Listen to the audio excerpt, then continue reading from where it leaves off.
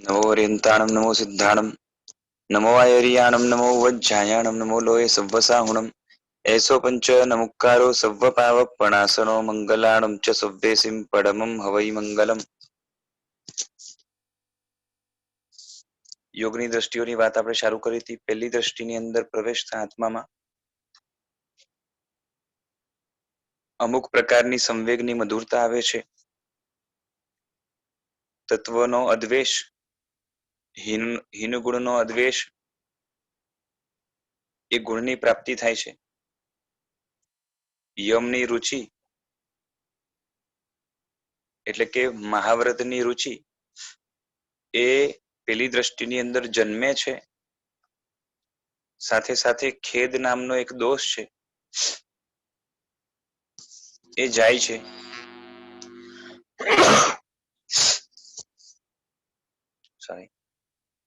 હવે પેલી દ્રષ્ટિ વિશે અને થોડુંક યોગ માર્ગ વિશે અમુક જે વાતો છે આપણે કરવાની છે કે 8 અંગ છે, એમાંથી અષ્ટાંગ યોગ છે ને, યમ નિયમ આસન પ્રાણાયામ વગેરે, તો એમાંથી પહેલો જે અંગ છે આસન, યમ, યમ એટલે કે 5 મહાવ્રત, અહિંસા, અચૌર્ય વગેરે, એ જે છે એટલે એ જે મહાવ્રત રૂપ છે અને પાપથી બચવાના ઉપાય રૂપ છે, એની રુચિ પેલી દ્રષ્ટિમાં સ્પષ્ટ પ્રાપ્ત થાય છે। હવે કેવું છે કે અષ્ટાંગ યોગની અંદર જે પણ 8 અંગ બતાવ્યા છે, યમ નિયમ વગેરે, એ ત્યાં છે ને એ લોકોએ જ્યાં બતાવ્યા છે એ દ્રવ્ય રૂપે છે, અને જ્યારે અહીંયા ભાવ રૂપે છે। દાખલા તરીકે સમજો આગળ જઈને છે ને પ્રાણાયામ આવશે, તો પ્રાણાયામમાં શું હોય કે શ્વાસ લેવાનું ને મૂકવાનું આવે, બરાબર છે। તો એ જ રીતે અહીંયા પ્રાણાયામમાં શું આવશે કે શુભ ભાવનું જે છે ને પૂરણ કરવું, અને બારે કાઢવા રૂપે અશુભ ભાવને કાઢવાના, એટલે એ ભાવ રૂપે આવશે। દરેક દ્રષ્ટિમાં ગુણ પ્રાપ્તિ એ આત્માને સમૃદ્ધ બનાવે છે અને દોષની હાનિ એ આત્માની અશુદ્ધિને દૂર કરવાનું કાર્ય કરે છે। એટલે હરેક દ્રષ્ટિમાં કોઈને કોઈ ગુણ પ્રાપ્ત થશે નવો નવો, અને કોઈને કોઈ દોષનો નાશ થશે। જેમ જેમ સ્ટેજીસમાં આપણે આગળ વધશું, હરેક સ્ટેપમાં એક નવો ગુણ પ્રાપ્ત થશે અને એક દોષ એનો નિકાલ થશે। એટલે જે દોષ નીકળે છે એના કારણે એટલા પ્રમાણમાં આત્મામાં રહેલી અમુક જાતની અશુદ્ધિ દૂર થાય છે, અને ગુણ પ્રાપ્તિના કારણે આત્મા પોતાના શુદ્ધ ઐશ્વર્યથી એટલા અંશે જે છે ને સમૃદ્ધ બને છે। અને યોગની દ્રષ્ટિઓમાં જેટલા પણ ગુણની પ્રાપ્તિ છે બધા જ તાત્વિક ગુણો લેવાના આવશે, એટલે કે નકલી ગુણો નહીં આવે, અસલી ગુણો જ આવશે। નકલી ગુણ અને અસલી ગુણ એટલે કે ગુણનો જે રાગ છે, કાં તો ગુણ તરફનું આકર્ષણ છે, એ તાત્વિક છે કે અતાત્વિક કઈ રીતે ખબર પડે, બરાબર છે। જેમ કોઈ વ્યક્તિ છે, એ વ્યક્તિને સમજો કે શું કહેવાય કે દાન દેવું ગમે છે, કોઈ વ્યક્તિને દાન દેવામાં રુચિ છે, દાન દેવું ગમે છે, તો એ દાન દેવાની રુચિ એ ઓરિજિનલ છે કે બનાવટી છે એ કઈ રીતે ખબર પડે? દાન દેવું ગમે છે, બરોબર છે, એ વાત સાચી, પણ ખરેખર દાન દેવામાં, ઉદારતામાં એને રસ છે કે દાન દેવાથી દુનિયાના લોકો મને વાહ કરે, કાં તો આજે આપું ને કાલે એની સામે મને જે છે ને ઘણું મળે, એવા બધા ઇન્ટેન્શન હોય તો રિયલી દાનમાં રુચિ નથી, દાન દ્વારા થતા બેનિફિટ્સમાં રુચિ છે એમ કહેવાય। એટલે સાચી રુચિ દાનની નથી, દાન દ્વારા મળતા એટલે વાયા દાન મળતા જેટલા પણ બીજા બેનિફિટ્સ છે ભૌતિક, એમાં રુચિ છે। કે 4 જણ વચ્ચે આપણે સારા તરીકે વખણાઈ, કોઈ આપણે જે છે ને દાની તરીકે ઓળખે, એના કારણે લોકો આપણું સન્માન કરે, આગળ વધીને ચલો આવું બધું કદાચ ન હોય તો પરભવની અંદર આ ભાવમાં આપેલા દાનના કારણે આગલા ભાવમાં મને જે છે ને શું કહેવાય કે આવી સંપત્તિ મળે, કાં તો આવું જે છે ને સ્વર્ગ વગેરે મળે, એ બધી અપેક્ષાના કારણે જો એને દાન ગમતું હોય તો એક દાન ઓરિજિનલી ગમ્યું ન કહેવાય, એનું ફળ ગમે છે. એટલે દાન દેવા દ્વારા મળે છે માટે એને દાન દે છે ને એના ઉપર એને ગમો છે. જેમ છે ને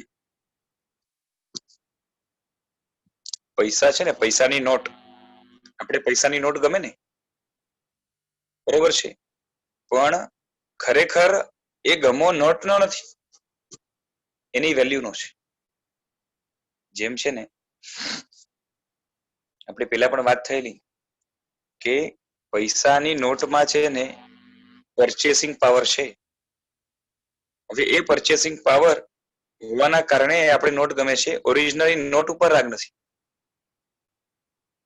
કેમ કે જો પરચેસિંગ પાવર ન હોય તો એ રાગ પણ ચાલ્યો જાય. આજે સમજો કે 500,000 ની જૂની નોટ હોય, બરોબર છે, એ વસ્તુની, એ નોટની આપણે મન જે 10 વર્ષ પહેલા કિંમત હતી એ જ નોટ આજે આવી જાય, બરોબર છે, તો નહીં ગમે. એટલે એટલી નહીં ગમે, એની વેલ્યુ એટલી નહીં અંકાય. કેમ?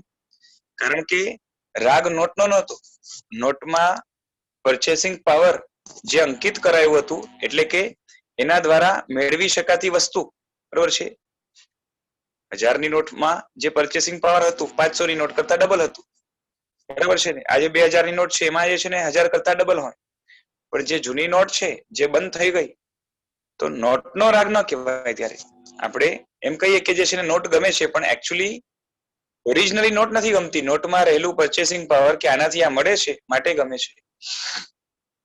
સમજાય છે? જેમ છે ને ઘણા બાળકો હોય એને જે છે ને મા બાપનો ઓરિજિનલ રાગ હોય અને ઘણાનો બનાવટી રાગ હોય, બરોબર છે. ઘણાને ખબર છે કે જે છે ને મા બાપને સારી રીતે રાખીએ તો એમની સંપત્તિ મળશે, બરોબર છે, અને ઘણાને જે છે ને મા બાપ જ ગમતા હોય. તો ઓરિજિનલ રાગ કોનો કહેવાય કે ગમો કોનો કહેવાય કે જે છે ને જેને આગળ એના બદલામાં કઈ નથી જોતું અને જોઈએ છે માટે નથી જે છે ને એના ઉપર રાગ થતો, પરંતુ એને ઓરિજિનલી જે છે ને મા બાપ ઉપર જ જે છે ને રાગ છે. અને ઘણાને જે છે ને મા બાપ ઉપર રાગ એટલે છે કારણ કે મા બાપ આટલા સમૃદ્ધ છે અને માટે જે છે ને એ આપણે ફેવર કરે છે, એ આપણે સારી રીતે સાચવે છે અને આગળ જઈને પણ જે છે ને એ આપણું બધી સગવડ પૂરી કરી આપશે માટે ગમે છે. તો એ ઓરિજિનલ રાગ ન કહેવાય. તો એ જ રીતે અહીંયા જેટલા ગુણો લેવાના છે ઓરિજિનલ લેવાના છે, એટલે કે ગુણ પ્રત્યેનું જેટલું વલણ આવશે એ ડિરેક્ટલી ગુણને અનુલક્ષીને હશે, ગુણ થકી બીજું કંઈક મેળવવા માટે નહીં, બરાબર છે. સંસાર માર્ગમાં દોડતો જીવ એ ચરમાર્થમાં આવે એટલે એની ગતિ ધીમી પડી છે, આપણે જોઈ ગયા, બરાબર છે. પરંતુ છે તો સંસાર માર્ગ જ, અને અપુનર્બંધક થી એને યુટર્ન મારવાની શરૂઆત કરી એટલે કે દિશા પરિવર્તન થઈ ગયું ચાલુ એનું, એટલે દિશા બદલાય છે. ભવાભિનંદી પણ એ સંસાર માર્ગની નિશાની હતી. ચરમાવર્તથી જ્યાર સુધી અપુનર્બંધક દશા નથી પ્રાપ્ત કરતો ત્યાર સુધી એનામાં ભવાભિનંદી પણ રહેલું છે. એ ભવાભિનંદી પણ એના સંસાર માર્ગની નિશાની છે, કારણ કે એ ભવની અંદર અભિનંદિત થાય છે, એટલે કે ભવ એટલે કે સંસાર, એમાં એ સુખ માને છે, સુખ જાણે છે અને માટે સંસારને પ્રાપ્ત કરવા, સંસારના ભૌતિક સુખોને પ્રાપ્ત કરવા માટે જે મહેનત કરી રહ્યો છે. અને જ્યાર સુધી આવવું છે ત્યાર સુધી વ્યક્તિ મોક્ષ માર્ગમાં ચડી શકતો નથી. એટલે ભવાભિનંદી પણ એ સંસાર માર્ગની નિશાની છે અને માટે જ આ જ્યાર સુધી ભવાભિનંદી પણ ટળતું નથી. આંશિક પણ વૈરાગ્ય અંદરમાં ખીલતો નથી. સંસારના દુઃખ તો બધાને ખરાબ લાગે છે, એમાં કોઈ જે છે ને પૂછવાની જરૂરત નથી. સંસારની અંદર રહેલા દુઃખો એકદમ મૂર્ખ કે ગમાર માણસ હોય એને પણ ખબર છે કે જે છે ને દુઃખ જે છે ને એના ઉપર લાઇકિંગ કરવા જેવું નથી. આપણી લાઇકિંગ કે આપણું જે છે ને શું કહેવાય કે એટ્રેક્શન કે આપણું એ શું કહેવાય કે ઢાળ કે વલણમાં જે છે ને આકર્ષણ કઈ બાજુનું હોય છે, તો કે જ્યાં આપણે સુખ લાગે છે. હવે ભૌતિક સંસારના દુઃખોમાં, બરોબર છે, એના ઉપર વૈરાગ્ય થાય, એના ઉપર ડિસલાઇકિંગ થાય, એ કોઈ નવી વાત નથી. બરાબર છે. તાવ આવતો હોય, દુખતું હોય, કંઈ કપાઈ ગયું, લાગી ગયું, કાં તો જે છે ને શું કહેવાય કે જીવનની અંદર જે છે ને ઘણી મહેનત કરવી પડે છે. આ બધા જે દુઃખો છે એ દુઃખો સિદ્ધ કરવાની જરૂરત નથી, બધા પોતાના અનુભવથી જાણે જ છે. પરંતુ ભ્રમ ક્યાં લાગે છે કે સંસારના સુખો છે એ બધા જ સુખો એ બધા પોતે દુઃખ સ્વરૂપ છે. અને એવું જ્યાર સુધી નથી જણાતું ત્યાર સુધી પૂરપાટે સંસારનો વેગ જે છે ને ચાલુ જ છે. આમાં કંઈક ધીમાશ આવે છે જ્યારે ચર્માવર્તની અંદર આત્મા આવે ત્યારે, અને એમાં આગળ વિશ્લેષણ કરતો કરતો એને જ્યારે જણાય છે કે સંસારના તમામે સુખ બધા જ એમાં ખરેખર ઓરિજિનલ સુખની જે છે ને ક્વોલિટી ક્યાંય રહેલી જ નથી. માત્ર સંસારના જેટલા પણ સુખો છે એ બધા દુઃખના ઉપચાર રૂપ છે. અને એમાં પણ અમુક તો જે છે ને માનસિક છે, એ બધા એમાંથી પણ મોટા ભાગના જે છે ને કાલ્પનિક છે. એટલે સંસારના સુખો જે છે કાં તો કલ્પના સ્વરૂપ છે અમુક જાતના, અને કાં તો દુઃખના ઉપચાર રૂપ છે, એટલે તો દુઃખને દબાવવા રૂપ છે. પરંતુ સંસારનું એક પણ સુખ એ ઓરિજિનલી સુખરૂપ નથી. કારણ કે વસ્તુમાં સુખ માનીએ, સમજાય છે, વસ્તુમાં જો આપણે સુખ માનીએ તો કેવું થવું જોઈએ કે જેમ જેમ વસ્તુ મળતી જાય એમ એમ સુખ વધવું જોઈએ, પરંતુ એવું થતું નથી. બરાબર છે. સમજો કે પેડામાં સુખ માનીએ અને સમજો કે એક પેડામાં 5 ગ્રામ સુખ છે, તો જેમ જેમ પેડા ખાતા જાઓ તો સુખ વધવું જોઈએ ને. પેલા પેડામાં જેટલું સુખ લાગે બીજો પેડો ખાવ તો એટલું જ સુખ લાગવું જોઈએ, કેમ કે એની અંદર સુખ છે. ત્રીજામાં જે છે ને એટલું જ સુખ લાગવું જોઈએ, અને એડ ઓન થતું જોઈએ, પણ એવું એડ ઓન થતું નથી. બરાબર છે. એટલે પેડામાં સુખ આપવાની તાકાત નથી એ વસ્તુ નક્કી છે, કેમ કે એનામાં પોતામાં સુખ નથી. માત્ર એટલું જ છે કે પેડો જે છે ને એ આપણા ભૂખના દુઃખને એટલું દૂર કરી આપે છે, એટલી જ એનામાં તાકાત છે. બરોબર છે ને. ઇન્દ્રિયની દ્રષ્ટિ જોઈએ તો જે છે એ ટેસ્ટ બર્ડ્સ છે એને અમુક પ્રકારનું શું કરશે કે અંદરમાં જે ક્રેવિંગ કે એ ડિમાન્ડ હતી જીભની એ થોડીક પૂરી કરી આપશે,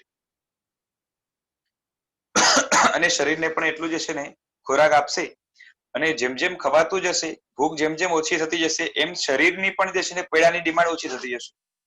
પેટ ભરાઈ ગયું અને હવે જે છે ને ગળે સુધી આવી ગયું છે, હવે શરીર કહેશે નવો પેડો ના જોઈએ. બરોબર છે. અને કદાચ બહુ ભાવતી વસ્તુ હોય પેડો, એટલે જીભ કહેશે કે લાવ લાવ, છતાં પણ શરીર કહેશે કે હવે ના જોઈએ ને તો ઉલટી થશે. એટલે શરીરની કેપેસિટી ખાસ થઈ ગઈ. આમ છતાં પણ માંગીએ તો પણ એટલી વાત તો નક્કી છે કે જીભને પણ પેલો પેડો જેટલો મીઠો લાગ્યો તો બીજો એટલો મીઠો નહીં લાગે. અને થોડાક ટાઈમ પછી તો એવું થશે કે જે છે ને જીભ પણ ભરાઈ રહેશે કે હવે મીઠું ના જોઈએ, હવે તીખું કે ખારું મળશે તો ચાલશે, પણ હવે ખાટું મીઠું કે બીજું ચાલશે, પણ હવે મીઠાશ બહુ થઈ ગઈ. બરાબર છે કે નહીં.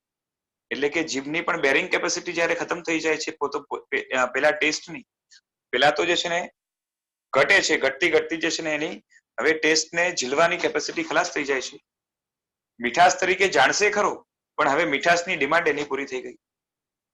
એટલે એ જ છે કે શરીર કે ઇન્દ્રિયમાં, એટલે કે શરીર કે સેન્સ ઓર્ગન્સમાં જે ક્રેવિંગ કે ભૂખ છે, એ ભૂખ જેમ જેમ ઓછી થતી જાય, અને છેલ્લે તો શું થઈ જશે કે એક લેવલ એવો આવશે જ્યારે એ જ વસ્તુ જે એને ઘણું સુખ આપતી હતી, કાં તો ઘણું સુખ આપે એવું લાગતું હતું, પરંતુ એ જ વસ્તુ એની યુટિલિટી હવે 0 થઈ જશે. બરાબર છે. અને એના પછી જો એડિશનલ આપશું તો યુટિલિટી માઇનસમાં જશે, એટલે એ જ વસ્તુ હવે એ વ્યક્તિને દુઃખરૂપ લાગશે.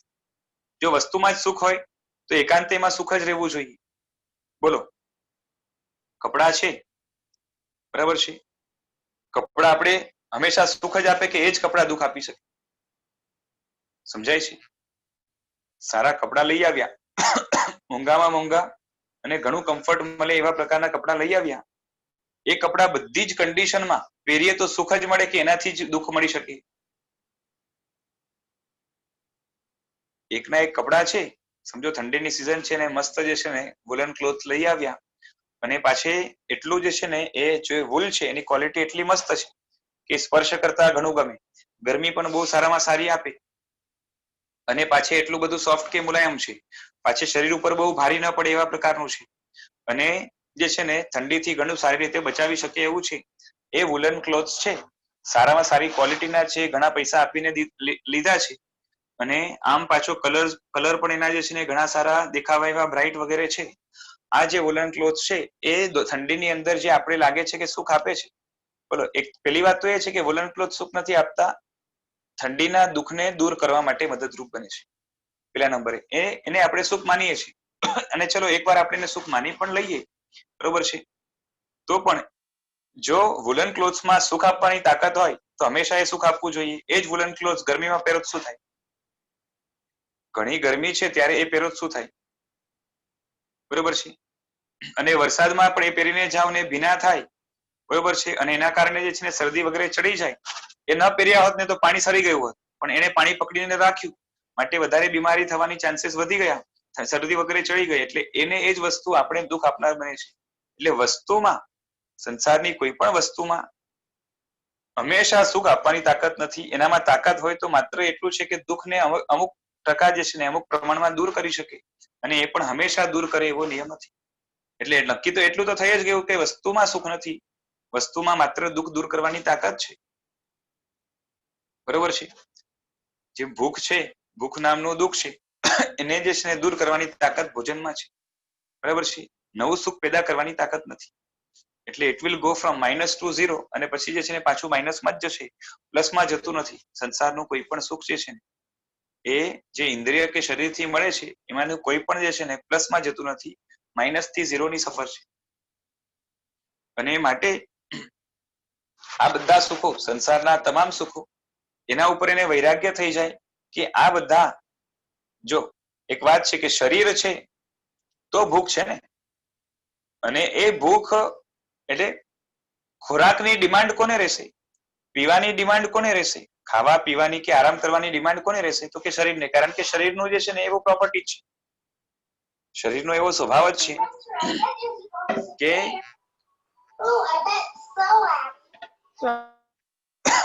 શરીરનો એવો સ્વભાવ જ છે કે ખાઓ પછી અમુક સમય પછી ભૂખ લાગવાની છે, પીઓ એટલે અમુક સમય પછી પાછી તરસ લાગવાની છે, અને એ કાર્ય કરો એટલે એમાં જે છે ને શ્રમ પડે, એના કારણે થોડાક ટાઈમ પછી થાક લાગવાનો છે. માટે એ ભૂખ, તરસ અને થાકને શમાવવા માટે ખાવું પીવું ને આરામ કરવું પડે છે.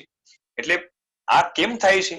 ભૂખ નામનું દુઃખ કેના કારણે છે? તરસ નામનું દુઃખ કે થાક નામનું દુઃખ કેના કારણે છે? શરીર છે તો છે, બરાબર છે. જેને શરીર જ નથી એને ભૂખ, તરસ કે થાક નથી, માટે એ દુઃખને શમાવવાની એને જરૂરત નથી.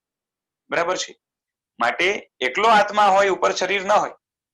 આત્મા જો શરીર સાથે રહેલો ન હોય, શરીર સાથે ચોટેલું ન હોય, શરીર નામની વળગાડ ન હોય, બોલો, શરીર ન હોય તો ભૂખ ન હોય, તરસ ન હોય, થાક ન હોય, મા બાપ ન હોય, બરોબર છે, ભાઈ બહેન ન હોય, પતિ પત્ની ન હોય, કોઈ પણ પ્રકારની જે છે ને શરીરની અંદર રહેલી વ્યાધિઓ ન હોય, પછી સાથે સંબંધો સાચવવાના ના હોય, કઈ કશું ના હોય. એટલે કે જેટલા પ્રકારના દુઃખ છે એ બધાનું કોઈ મૂળ હોય તો એ શરીર છે. અને શરીર પણ જે છે ને વળગે છે કેના કારણે? આપણે પોતાની ઈચ્છાથી શરીર ધારણ કર્યું છે કે આપમેળે જે છે ને આમાં ભરાઈ ગયા છે? બોલો, ઈચ્છાથી મળતું હોય તો આવું શરીર પસંદ કરીએ કે સારામાં સારું પસંદ કરીએ? પેલી વાત તો આપણે જેમ મળ્યું છે એવું પસંદ કરીએ કે એનાથી સારામાં સારું પસંદ કરીએ, મળતું પણ હોય તો? એટલે આપણે પોતાની ઈચ્છાથી આ શરીરમાં ભરાયા નથી, કર્મે આપણે શરીરની અંદર પટકી દીધા છે. શરીર નિર્માણ કરવા માટે પણ જે છે ને કર્મે જ મદદ કરી છે. આ ગતિમાં, આ જાતિમાં, આ જગ્યાએ, આ મા બાપની કુક્ષીમાં, એટલે આ માતાની કુક્ષીમાં, આ સ્થળે બધું જન્મવાનું કામ, આ બધું જે છે ને એ કર્મએ કરાવી આપ્યું. હા, આત્માની શક્તિ, આત્માનું જ્ઞાન બધું એમાં કામ લાગે છે, પણ ત્યારે જોર કોણ કરે છે? કે કર્મ કરે છે. અને એ કર્મ પણ કોને બાંધ્યા? તો કે આત્માએ બાંધ્યા. કઈ રીતે બાંધ્યા? કે પોતાની મૂર્ખતાથી બાંધ્યા છે, અજ્ઞાનતાના કારણે, મોહમાં તણાઈ જઈને એવા પ્રકારના કર્મ બાંધ્યા કે જેના કારણે વારંવાર જન્મ વગેરે લેવું પડે, અને અનેક પ્રકારના દુઃખો જે છે એની આસપાસ વિખરાઈ જાય છે. સંસારની અંદર કોઈ પણ પદાર્થમાં સુખ આપવાની તાકાત નથી. આપવાની તાકાત છે તો માત્ર દુઃખ, કાં તો દુઃખને દૂર કરી આપશે, એના સિવાય નવું સુખ આપવાની તાકાત છે નહીં. અને જગતની અંદર સુખનો જો આભાસ થાય છે, માટે ક્યાંય ને ક્યાંય તો સુખ રહેવું જ જોઈએ એવું ચોક્કસ અનુમાન વ્યક્તિ કરી શકે છે. અને એના કારણે હવે સુખની શોધમાં જાય, અને આગળ જઈને એને જે છે ને ખ્યાલ આવે કે સુખ નામનું ક્યાંક તો હોવું જોઈએ. કારણ કે દુનિયામાં જો નકલી સુખ છે, દ્રવ્ય સુખ છે, ખોટું સુખ છે, તો ક્યાંય ને ક્યાંય અસલી સુખ હોવું જોઈએ. માટેની જિજ્ઞાસા એને આગળ થશે. અને હાજી બોલો. તમે કીધું કે બધા ઇન્દ્રિયોના ભોગો સુખ નથી આપવાની તાકાત, એ ક્લિયર થાય છે, પણ દુઃખ જ આપે છે એ બધી જગ્યાએ અપ્લાય થાય એવું નથી લાગતું. એટલે ફોર એન એક્ઝામ્પલ, સપોઝ કોઈ આપણે આંખનું દ્રષ્ટાંત લઈએ તો કોઈ એવું સારું કુદરતી દ્રશ્ય ફોર એક્ઝામ્પલ કોઈ નાયગ્રા ફોલ છે જે એ હવે જેને ઈ જોવાની ઈચ્છા છે ઈચ્છા તો મનમાં હોય, આપણી ઇન્દ્રિયની વાત થાય છે એમાં. હા, એટલે જોવાની ઈચ્છા હોય એટલે ઇન્દ્રિયની બી ડિમાન્ડ્સ તો છે ને. ઇન્દ્રિયની ડિમાન્ડ નથી તો પિક્ચર જોવાની ઈચ્છા હોય, પણ જો હવે પિક્ચર જોવાની ડિમાન્ડ હોય તેમાં કોઈ જે છે ને ફાઇટિંગ નો દ્રશ્ય જોઈને પણ માણસ ખુશ થાય છે, એનાથી આંખને કઈ નથી મળતું, ઉલટાનું આંખને તો ત્રાસ થાય છે, પણ મનની ડિમાન્ડ છે. અને નાયગ્રા ફોલ્સ છે, બરોબર છે, જનરલી તો શું હોય છે કે આંખને જે છે ને અમુક પ્રકારના તત્વો મળે તો એને પોષણ મળે છે, અમુક જાતની ગ્રીનરી વગેરે હોય, બરોબર છે, તો એક જાતનું એને જે છે ને આંખને ઇન્દ્રિયને થોડુંક પોષણ મળે, અને એ પણ હંમેશા મળે એવું નથી. એ એની શું કહેવાય, જેમ પેટ ફૂલ થઈ જાય પછી ડિમાન્ડ બંધ થઈ જાય છે, એવી રીતના અમુક પ્રકારની ગ્રીનરી કે અમુક પ્રકારના કલરની ડિમાન્ડ હોય, એની સામે આવે થોડીક ટાઈમમાં જે છે ને ધરાઈ રહે, એના પછી પાછી એની ડિમાન્ડ પણ નથી રહેતી. ચક્ષુ ઇન્દ્રિયની ડિમાન્ડ શું? સારા દ્રશ્યો. સારા દ્રશ્યો નહીં, ચક્ષુની ડિમાન્ડ એ છે કે સામે જે વસ્તુઓ છે, જે વસ્તુને જેને આંખ જેની સામે છે એમાંથી ઝરતા જે પૂતગલો હોય છે ને, એ પૂતગલો જો આંખને પોષણ આપે, પોષણ એટલે આંખને મજબૂત કરે, પુષ્ટ કરે, બરોબર છે, એટલી ડિમાન્ડ છે. બાકી આમ સીધી કલરની ડિમાન્ડ કે સીધી જે છે ને શું કહેવાય કે આવા કલરની કે આવા દ્રશ્યની ડિમાન્ડ એ આંખની નથી. તો અત્યાર માટે સમજીએ કે આપણે કદાચ પોષણ મળે એવા પૂતગલો, એટલે કોઈ ગ્રીનરી વાળું દ્રશ્ય. હા, બરોબર છે. હવે એ કોકે જોયું તો હવે જે વૈરાગી છે એને જો જેને ઈચ્છા છે અથવા તો ડિમાન્ડ છે ઇન્દ્રિયમાં, તો એને દુઃખ ઉપચાર થશે, બરોબર છે, રાઈટ. પણ જેને એવી કોઈ ડિમાન્ડ જ નથી જોવાની, પણ છતાં એને સપોઝ ત્યાં લઈને બેસાડી દીધું, તો એ જોવે છે કે એને દુઃખરૂપ કેવી રીતે થાય? એને મનને આનંદ થશે, ઇન્દ્રિયને નહીં થાય.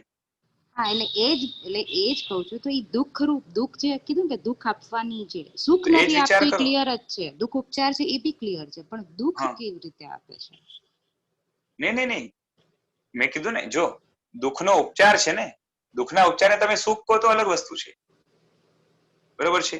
નવું સુખ નથી આપતી. હા, નવું દુઃખ ખાલી હળવું કરે છે. દુઃખ હળવું કરે એને તો સુખ ના કહેવાય ને. એ ક્લિયર, પણ દુઃખ કેવી રીતે? માત્ર દુઃખ. દુઃખ નથી, દુઃખને હળવું કરવાનું કાર્ય થઈ રહ્યું છે. હા, પણ જેને દુઃખનું હળવાશ બી નથી લાગતી, એટલે ડિમાન્ડ જ નહીં લાગતી નથી તો ભ્રમ છે. એ તો હવે ચકાસણી કરે તો લાગે. જેમ સમજો કે જે છે ને એ અચાનક જે છે ને એની આંખની ડિમાન્ડ નથી નાયગ્રા ફોલ્સ ને જોવાની, બરોબર છે, પણ ત્યાં જઈને ગયો, બરોબર છે, અને જોઈને એને આનંદ થયો કે કેટલું સરસ દ્રશ્ય છે, બરોબર છે.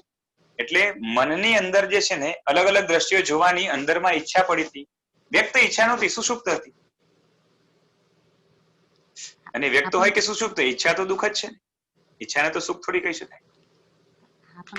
બાકી જે વૈરાગી હશે, જે વૈરાગી હશે એના મનમાં આવા પ્રકારની ઈચ્છા નથી, માટે એની સામે નાયગ્રા ફોલ્સ લાવો તો એને બિલકુલ આનંદ નહીં થાય. આનંદ નહીં થાય, પણ દુઃખ બી નહીં થાય.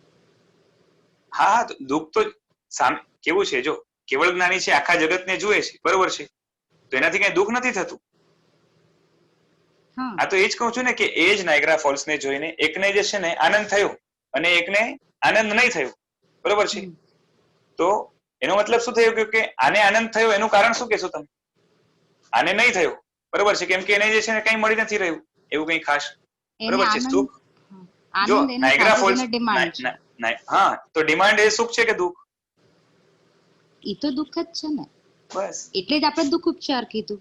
હા, એ જ કહું છું ને, દુઃખ ઉપચાર છે. હવે દુઃખનો ઉપચાર જે છે એને તો સુખ ના કહેવાય ને.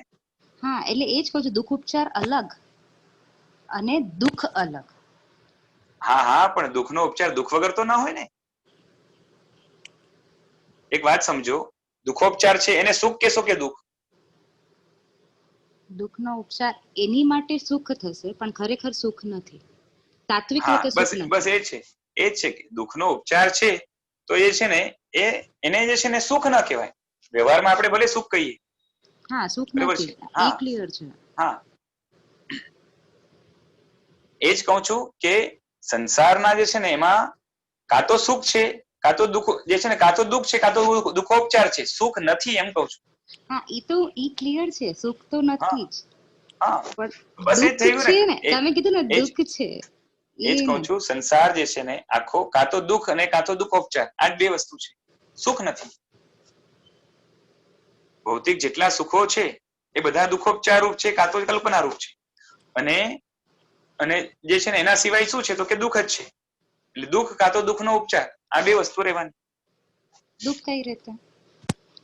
કાં તો દુઃખ કાં તો દુઃખ ઉપચાર, બે માંથી એક લેવાનું. દુઃખોપચાર હશે ત્યારે દુઃખ નહીં હોય, કાં તો દુઃખ હશે કાં તો દુઃખોપચાર હશે, બે માંથી એક હશે. અચ્છા, એટલે દુઃખ તમે એ કહો છો જ્યારે ડિમાન્ડ પૂરી નથી થતી ત્યારે દુઃખ.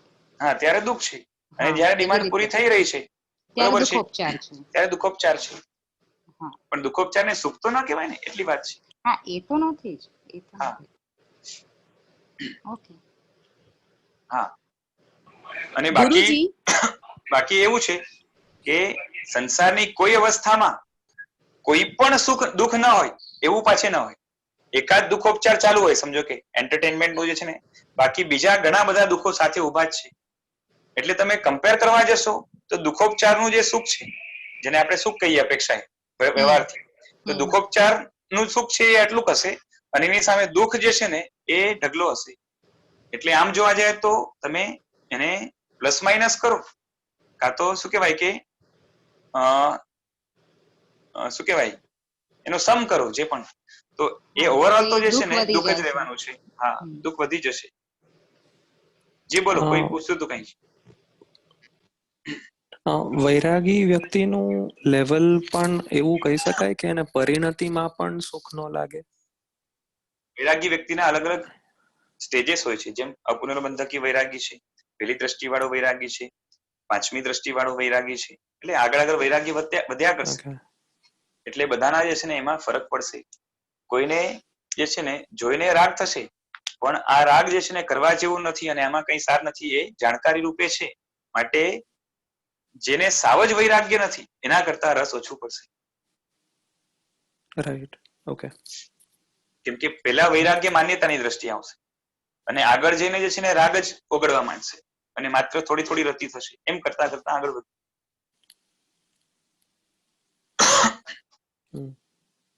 તો જેમ જેમ વૈરાગ્ય વધે કે સમજો કે વસ્તુમાં જ જો સુખ આપવાની તાકાત હોય તો વૈરાગી કે વિતરાગને પણ એટલું જ સુખ થવું જોઈએ, પણ એવું થતું નથી. એ તો ઠીક છે, તમારો ઉપયોગ ના જાય ને વસ્તુમાં, બરોબર છે, તો પણ સુખ નથી થતું. તમારી આંખની સામે નાયગ્રા ફોલ્સ હોય, બરોબર છે, આંખ ખુલ્લી જ છે અને તમારો ઉપયોગ જે છે ને 2 દિવસ પહેલા મારો દીકરો ગુજરી ગયો, બરોબર છે, એમાં તમારું મન પરોવાયેલું હોય તો આગળ નાયગ્રા ફોલ પણ તમને સુખ નહીં આપી શકે, સામે રહેલું પણ. હા, એ બરોબર. એટલે વસ્તુમાં જો સુખ આપવાની તાકાત હોય તો જે છે ને બધી રીતે સુખ મળવું જ જોઈએ, બટ એવું થતું નથી. એક ને એક બંગલો જે છે ને, તૂટેલો ફૂટેલો બંગલો પણ જે કાં તો જૂનો થઈ ગયેલો બંગલો અમીરને દુઃખ આપશે, ગરીબને સુખ આપશે. તો જેમ જેમ વૈરાગ્ય વધતો જાય એવું કહી શકાય કે સુસુપ્ત ઈચ્છાઓ જે હતી એ પણ ઓગળવા માંડે, તૂટતી જાય. ઓકે, હા, એ પણ ઓગળવા માંડે, બરોબર છે.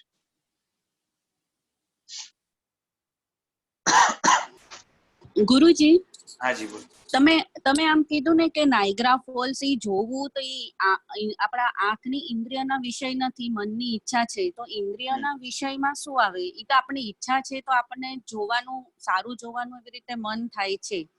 સારું કે ખરાબ તો છે ને ભેદ આપણે પાડ્યા છે. બધાની લાઇકિંગ ને ડિસલાઇકિંગ અલગ અલગ હોય. ઘણાને નાયગ્રા ફોલ જોઈને કંટાળો આવે, ઘણાને હિસ્ટોરિકલ વસ્તુમાં જે છે ને ઇન્ટરેસ્ટ હોય, ઘણાને નેચરલ વસ્તુમાં ઇન્ટરેસ્ટ હોય, ઘણાને હરવા ફરવામાં ઇન્ટરેસ્ટ હોય ને જે છે ને ખાલી ભણવામાં, પુસ્તકો વાંચવામાં ઇન્ટરેસ્ટ હોય. તો ઇન્ટરેસ્ટ ઉપર છે, બરોબર છે. એટલે કેવું છે, આંખની ડિમાન્ડ છે ને ઇન્દ્રિયની ડિમાન્ડ, એક વાત સમજો, ઇન્દ્રિયની જે ઓરિજિનલ ડિમાન્ડ હોય એનાથી શું થાય, ઇન્દ્રિયને નુકસાન ન થાય અને ઇન્દ્રિય એનાથી પુષ્ટ થાય. ઇન્દ્રિય છે ને એનાથી શું થાય, પુષ્ટ થાય. જેમ શરીરની ડિમાન્ડ છે તો એને જે ખોરાકની ડિમાન્ડ જ્યારે હોય ત્યારે તમે એને આપો તો શરીર પુષ્ટ થાય. હા, પછી એના ઉપર બોજો બને એટલું વધારે આપો કે પચાવી જ ન શકે તો એ પાછું દુઃખી થશે. તો ઇન્દ્રિયમાં પણ એવું જ રહેવાનું છે, કેમ કે શરીર જેમ પૂતગલ છે, ઇન્દ્રિય પણ પૂતગલ છે, રાઈટ. તો હવે ઇન્દ્રિયમાં જે છે ને અમુક અમુક પ્રકારના, ઓકે, આપણે કલરની અપેક્ષા એ કહીએ કે એક ઇન્દ્રિયમાં સમજો કે ગ્રીન કલરના જે છે ને પૂતગલો જોવાથી એને જે છે ને શું કહેવાય કે બહુ શાતા કે ઠંડક મળે છે, એના કારણે આંખ એની તાજી માજી થાય છે, બરાબર છે.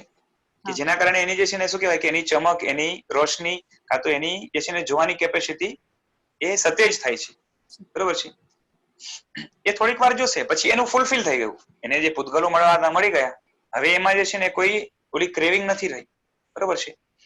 અને એના પછી હવે કે છે કે હવે ગ્રીન કલરના ની બદલે જે છે ને રેડ કલર ના મળે તો મજા આવે.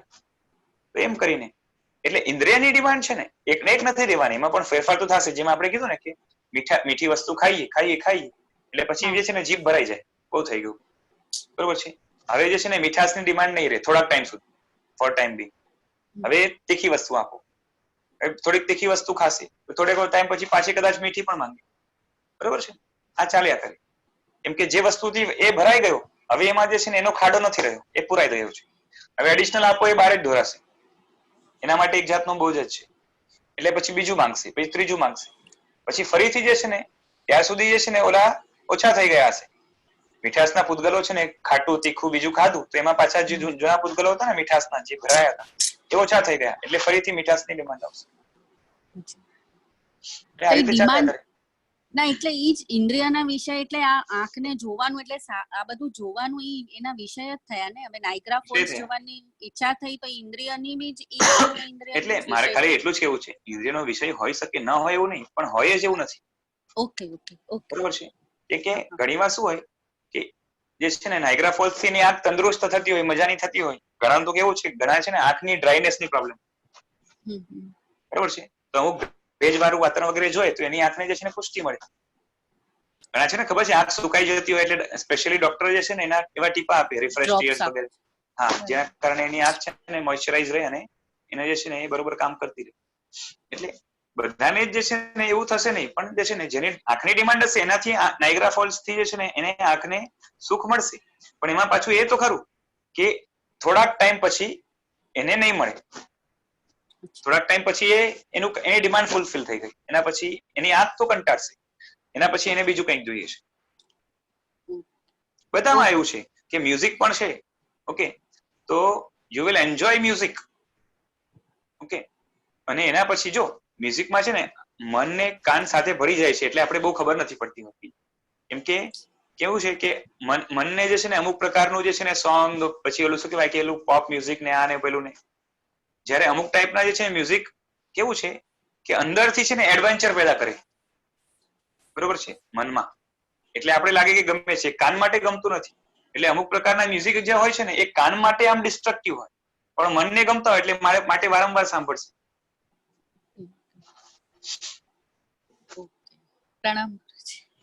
તો મોસ્ટલી એવું થાય ને કે ઇન્દ્રિયોની ડિમાન્ડ ને મોસ્ટલી મન ઓવરકમ કરતું હોય. હા, મોસ્ટલી એવું બને. પછી તો શું છે કે મન જે છે ને શું કહેવાય કે મન શિથિલ થઈ ગયું હોય. જેમ છે ને દારૂ પીધેલો માણસ હોય એટલે હવે મન કંટ્રોલમાં નથી, બરોબર છે. ત્યારે ઇન્દ્રિય જ્યાં ખેંચી જશે ને ત્યાં ચાલ્યું જશે.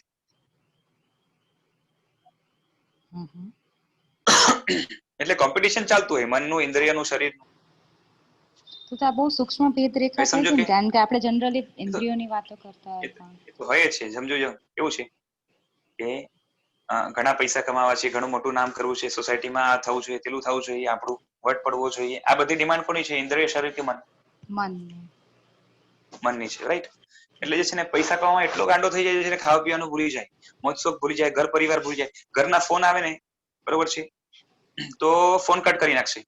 આવું બધું થતું હોય ને પૈસા કમાવાની પાછળ, બરોબર છે, કેમ કે મનની ડિમાન્ડ ત્યાં આવી છે. પણ શું થશે, એક દિવસ થયો, 2 દિવસ થયો અને બહુ પૈસા મળે છે એટલે એની પાછળ લાગ્યો છે. ખાવા પીવાનું ભૂલી ગયો, 2 દિવસના ઉપવાસ થઈ ગયા, પચકા લીધા વગર છઠ થઈ ગયું, બરોબર છે, 3 દિવસ થયા, અઠમ થઈ ગઈ, બરોબર છે, લાભ ન મળ્યો પણ થઈ ગઈ અઠમ, બરોબર છે.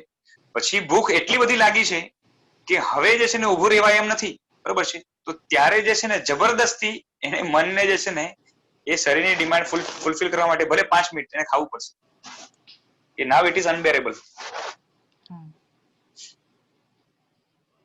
એટલે પછી શરીર જે છે ને ખેંચી જશે કે તું મારા ઉપર ધ્યાન ક્યાં સુધી ના દે. એટલે એ ચાલે, પછી કોમ્પિટિશન ચાલ્યા કરતી. શરીર અને ઇન્દ્રિયની ડિમાન્ડ પ્રમાણમાં ઓછી, મનની વધારે.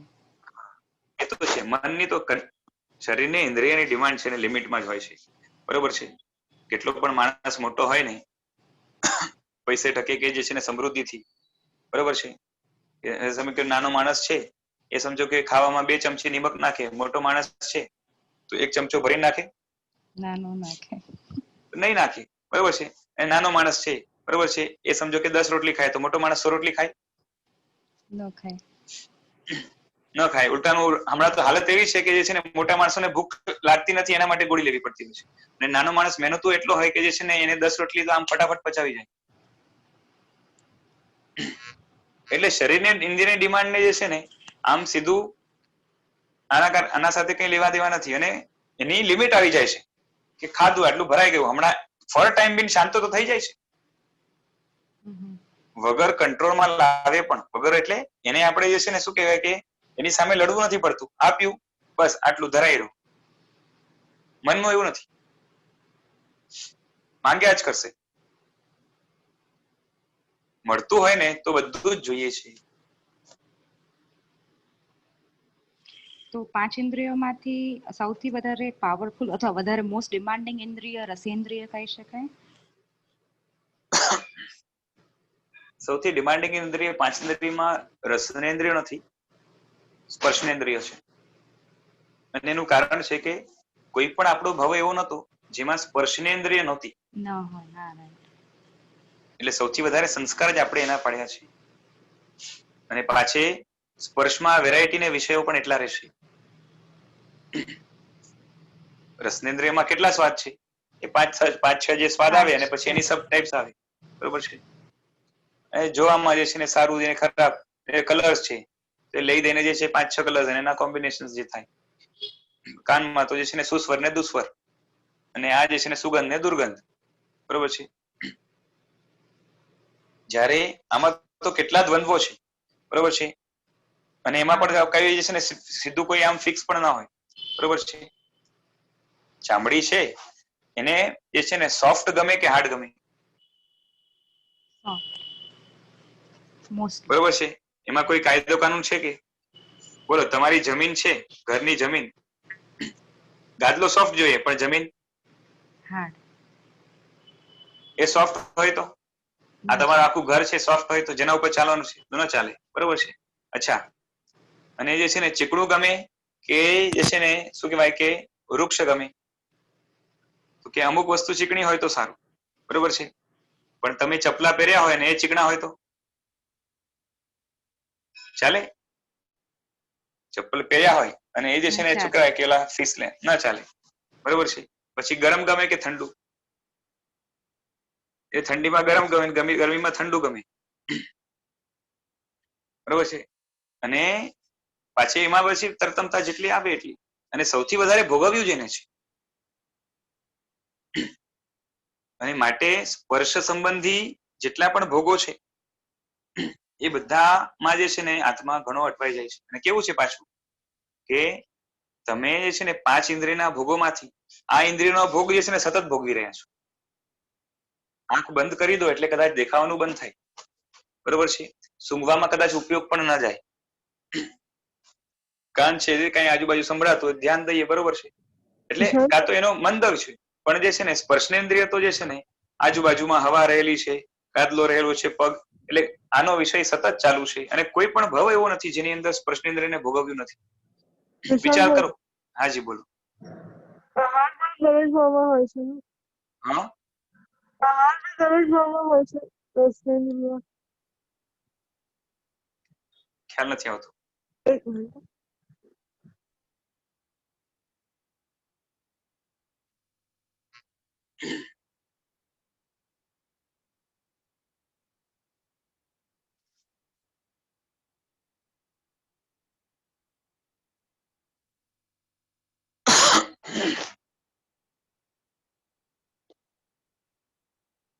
આહાર દરેક ભવમાં હોય છે પણ રસનેન્દ્રિય પૂર્વક નથી.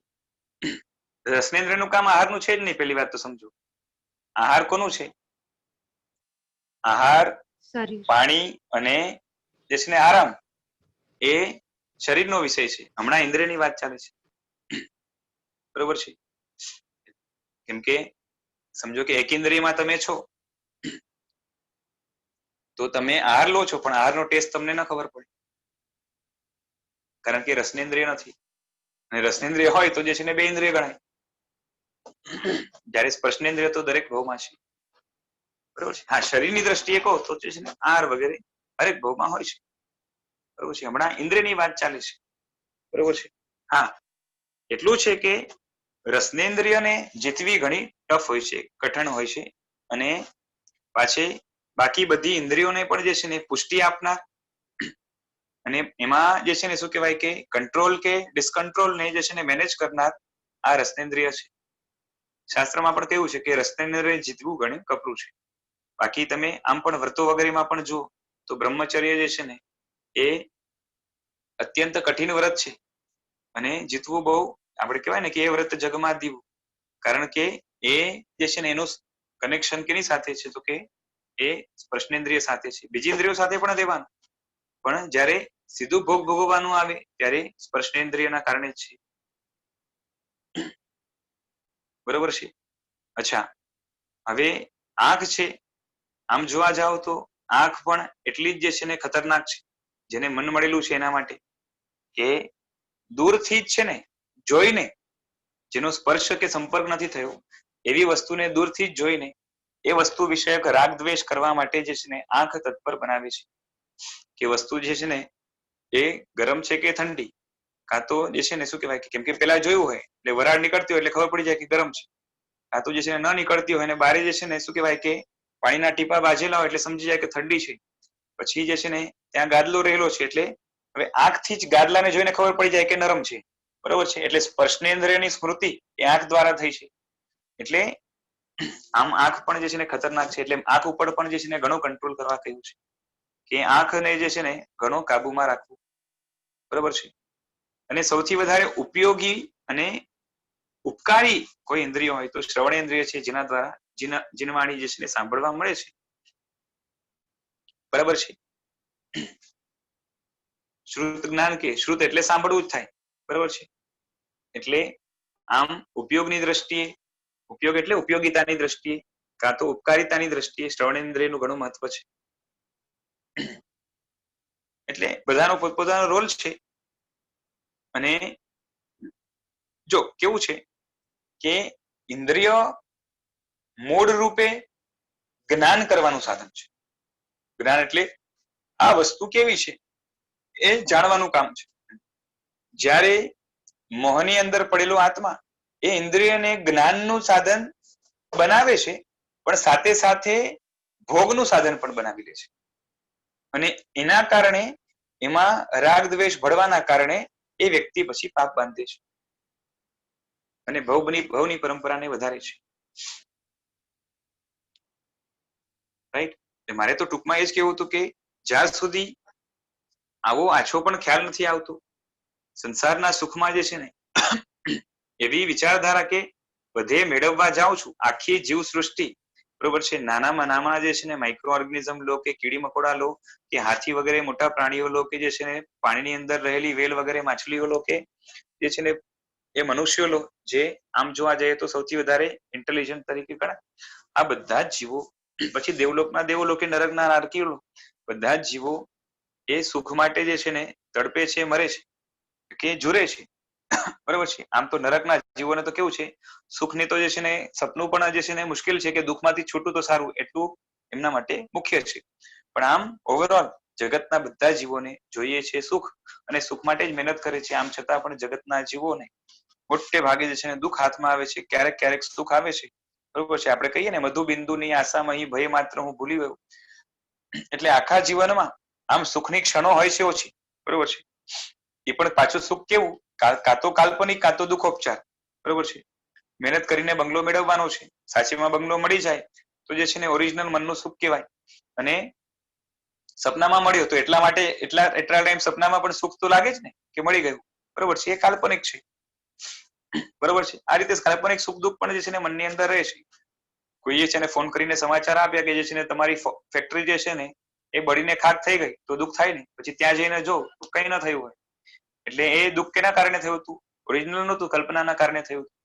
એટલે આ બધું જે છે ને મનની અંદર બનતું હોય છે અને આમ જોવા જાવ તો મનનું ઓરિજિનલ સુખ પણ આમ કાલ્પનિક છે, સીધો ભોગ કોઈ મળતો નથી. બરાબર છે. એટલે આ બધા જે આનંદ છે એ બધા જ કેવા છે? કૃત્રિમ છે, ઉભા કરેલા છે, અને શું કહેવાય કે એક જાતના ગોઠવેલા છે. બરાબર છે.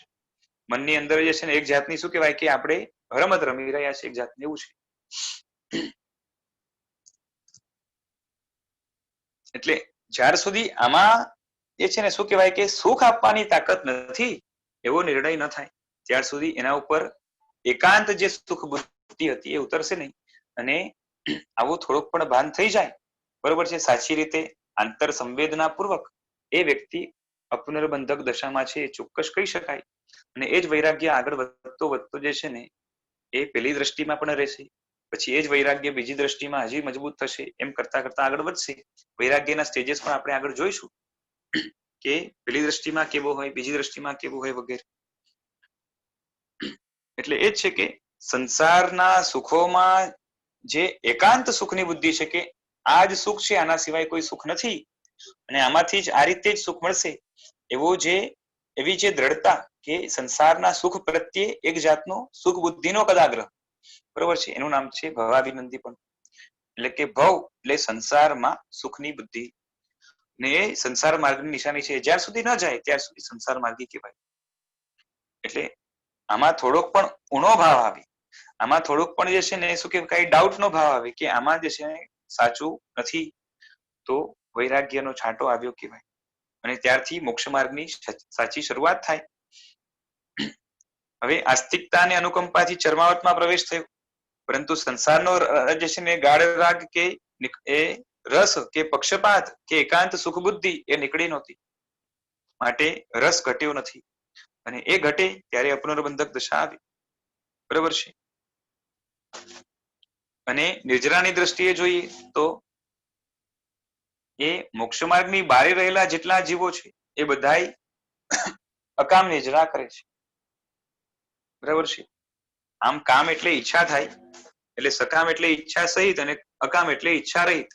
પરંતુ અહીંયા તાત્વિક રીતે લેવાનું છે, એટલે કે જેને નિર્જરા એટલા માટે કરવી છે કારણ કે કર્મ આત્મા માટે વિઘ્નરૂપ છે, નડતરરૂપ છે, અને કર્મને ખાલી કરવાથી આત્મા ઉપર રહેલી અશુદ્ધિ દૂર થવાથી શુદ્ધ ગુણો પ્રગટ થાય છે.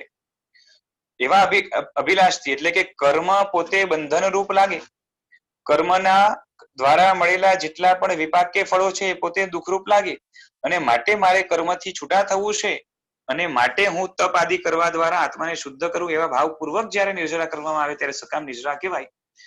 આવો આંશિક પણ ભાવ જોઈએ.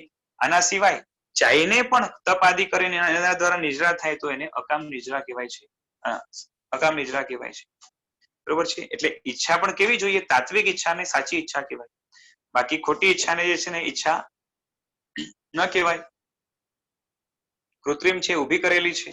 અને માટે એ બધી જ જે છે ને નિજરા એ અકામ નિજરામાં જશે, બરોબર છે. ઘણાને શું લાગે કે જે છે ને પોતાને સહન કરવાની બુદ્ધિથી સહન કરે તો સકામ નિજરા થાય, અને જબરદસ્તી સહન કરે એને અકામ નિજરા થાય, બરોબર છે. એટલે કોઈ જે છે ને ચાઈને અઠ્ઠમનો પચકાણ લઈને જે છે ને અઠ્ઠમ કરે તો એને સકામ નિજરા થાય, અને જે છે ને ભિખારી છે એને 3 દિવસથી ખાવાનું મળ્યું નથી, માટે એ જે છે ને 3 દિવસ સહન કરે છે, એને જે નિજરા થાય છે એ શું કહેવાય કે અકામ નિજરા થાય છે. એવું નથી, બરોબર છે. તપ સમજીને ભલે કરતો હોય, પરંતુ આત્માની અશુદ્ધિને દૂર કરવાથી આત્માની ગુણ સમૃદ્ધિ ખીલે છે, અને માટે મારે આ કર્મ કે આવી કર્મજનિત વ્યાધિઓ નથી જોતી, મારે મારું શુદ્ધપણું જોઈએ છે. આમાંનું કંઈ પણ આંશિક આવી જાય ત્યારથી સકામ નિજરાની શરૂઆત થાય. આના સિવાય ભલે તપનો હેતુ હોય, પરંતુ એના બદલામાં ભૌતિક સુખની અપેક્ષાઓ જ અંદર પડી હોય એકાંતે, ત્યારે જેટલી પણ નિજરા થાય એ બધી જ જે છે ને પરાણે કે સમજીને, ઈચ્છાથી કે અનિચ્છાથી, એ બધી જ અકામ નિજરા ગણાય. એટલે કે સંસાર માર્ગી છે જ્યાં સુધી ત્યાર સુધી અકામ નિજરા છે, સકામ નિજરા નથી. સકામ નિજરા સમયે કશાયની મંદતાની સાથે ઉદારતા, બરોબર છે. અકામ નિજરાની સમયે કશાયની અકામ નિજરા હોય ને, જેમ છે ને એ મરુદેવા માતાનું દ્રષ્ટાંત આવે છે. ઋષભદેવ ભગવાનના જે માતા છે મરુદેવા માતા, એમનું કેવું બન્યું છે કે અનાદિ નિકુંજમાંથી નીકળીને પછી એ કેળના ભવમાં આવે છે, અને કેળના ભવની અંદર એટલે કે પોતે કેળાનું ઝાડ બન્યા છે, અને બાજુમાં જે છે ને પેલો લગભગ બોરનો ઝાડ છે જેમાં કાંટા ઘણા છે, એટલે પવન આવે એટલે બોરના કાંટાના ઝાડના કાંટા આ કેળાના જે છે ને ઝાડને લાગે, બરાબર છે, અને એ લાગે એના કારણે જે છે ને વારંવાર દુઃખ થાય, બરાબર છે, અને સામાન્યથી કોઈ પણ વ્યક્તિ હોય એને દુઃખ થાય તો એ અકળાઈ જાય, અને અંદરથી જે છે ને એને એ ગમે નહીં, અને થોડોક કેવો કે માયુસ કે દીન બની જાય. તો અહીંયા શું કહ્યું છે કે અકામ નિદ્રા એટલે કે ચાઈને સહન કરે, બરોબર છે. હવે કેવું છે ખબર છે, અકામમાં પણ ખાલી સહન કરવાથી નિદ્રા નથી, એક વાત સમજો, એટલે કે પુણ્ય ન બંધાય. હાય હોય કરીને સહન કરે તો પુણ્ય ન બંધાય, બરોબર છે. કશાયની મંદતા થાય અને સાથે શુભ ભાવ આવે તો પુણ્ય બંધાય. એટલે અકામ નિદ્રાની સાથે હવે આ મરુદેવા માતાએ શું કર્યું છે કે કશાયની મંદતા થાય. કશાયની મંદતા ક્યારે થાય? જેમ છે ને કોઈ માણસ હોય એને જેલમાં પૂરી દીધો હોય, અને પછી જે છે ને રોજના 100 હંટર મારો તો રાડો પાડે દુઃખ થાય, બરોબર છે. એટલે એને દુઃખ સહન કર્યું ન કહેવાય, પરંતુ જે છે ને રોજના 100 ફટકા પડે તો પહેલી વાર જે છે ને એકદમ દુઃખી થઈ જાય, પછી બીજી વારમાં એટલું દુઃખ ના લાગે કારણ કે થોડુંક ટેવાઈ ગયું.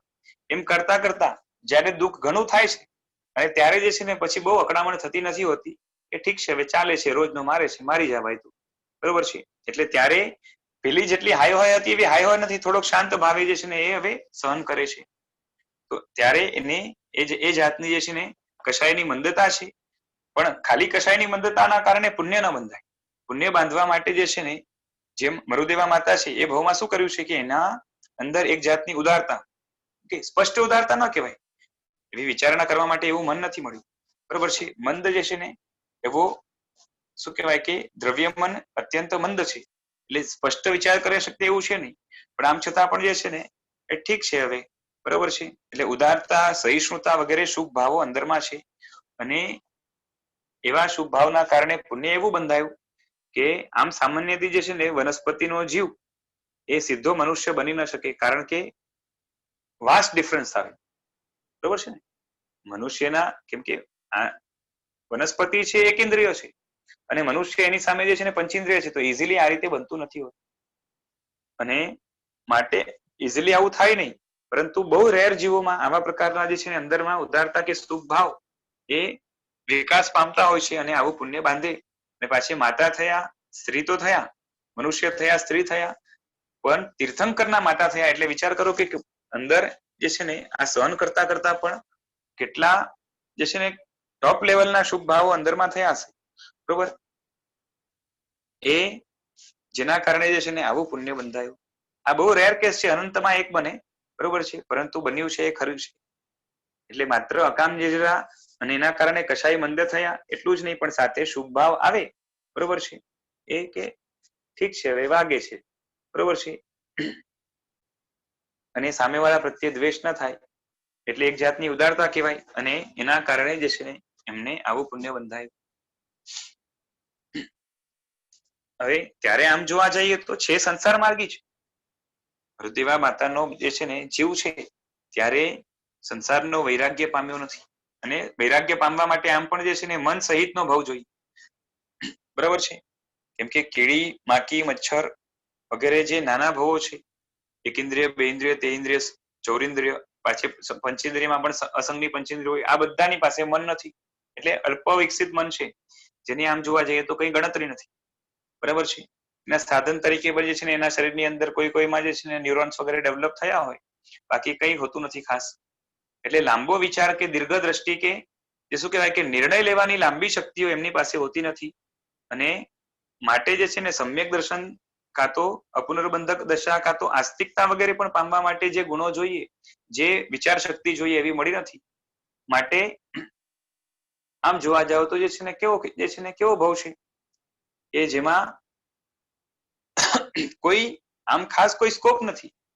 એમાં પણ જે છે ને એમણે ઘણું સાધી લીધું અને આવો ટોપ લેવલનો ભાવ મળ્યો અને જીવ યોગ્ય હતો માટે ફટાફટ જે છે ને એ નિયતિ પણ સારો સાથ આપ્યો એટલે ફટાફટ ચડી ગયો અને ફટાફટ જે છે ને ભગવાન ઋષભદેવની પેલા તો જે છે ને એ શપક શ્રેણી માંડીને કેવળ જ્ઞાન પામીને મોક્ષમાં પણ ચાલ્યો ગયો.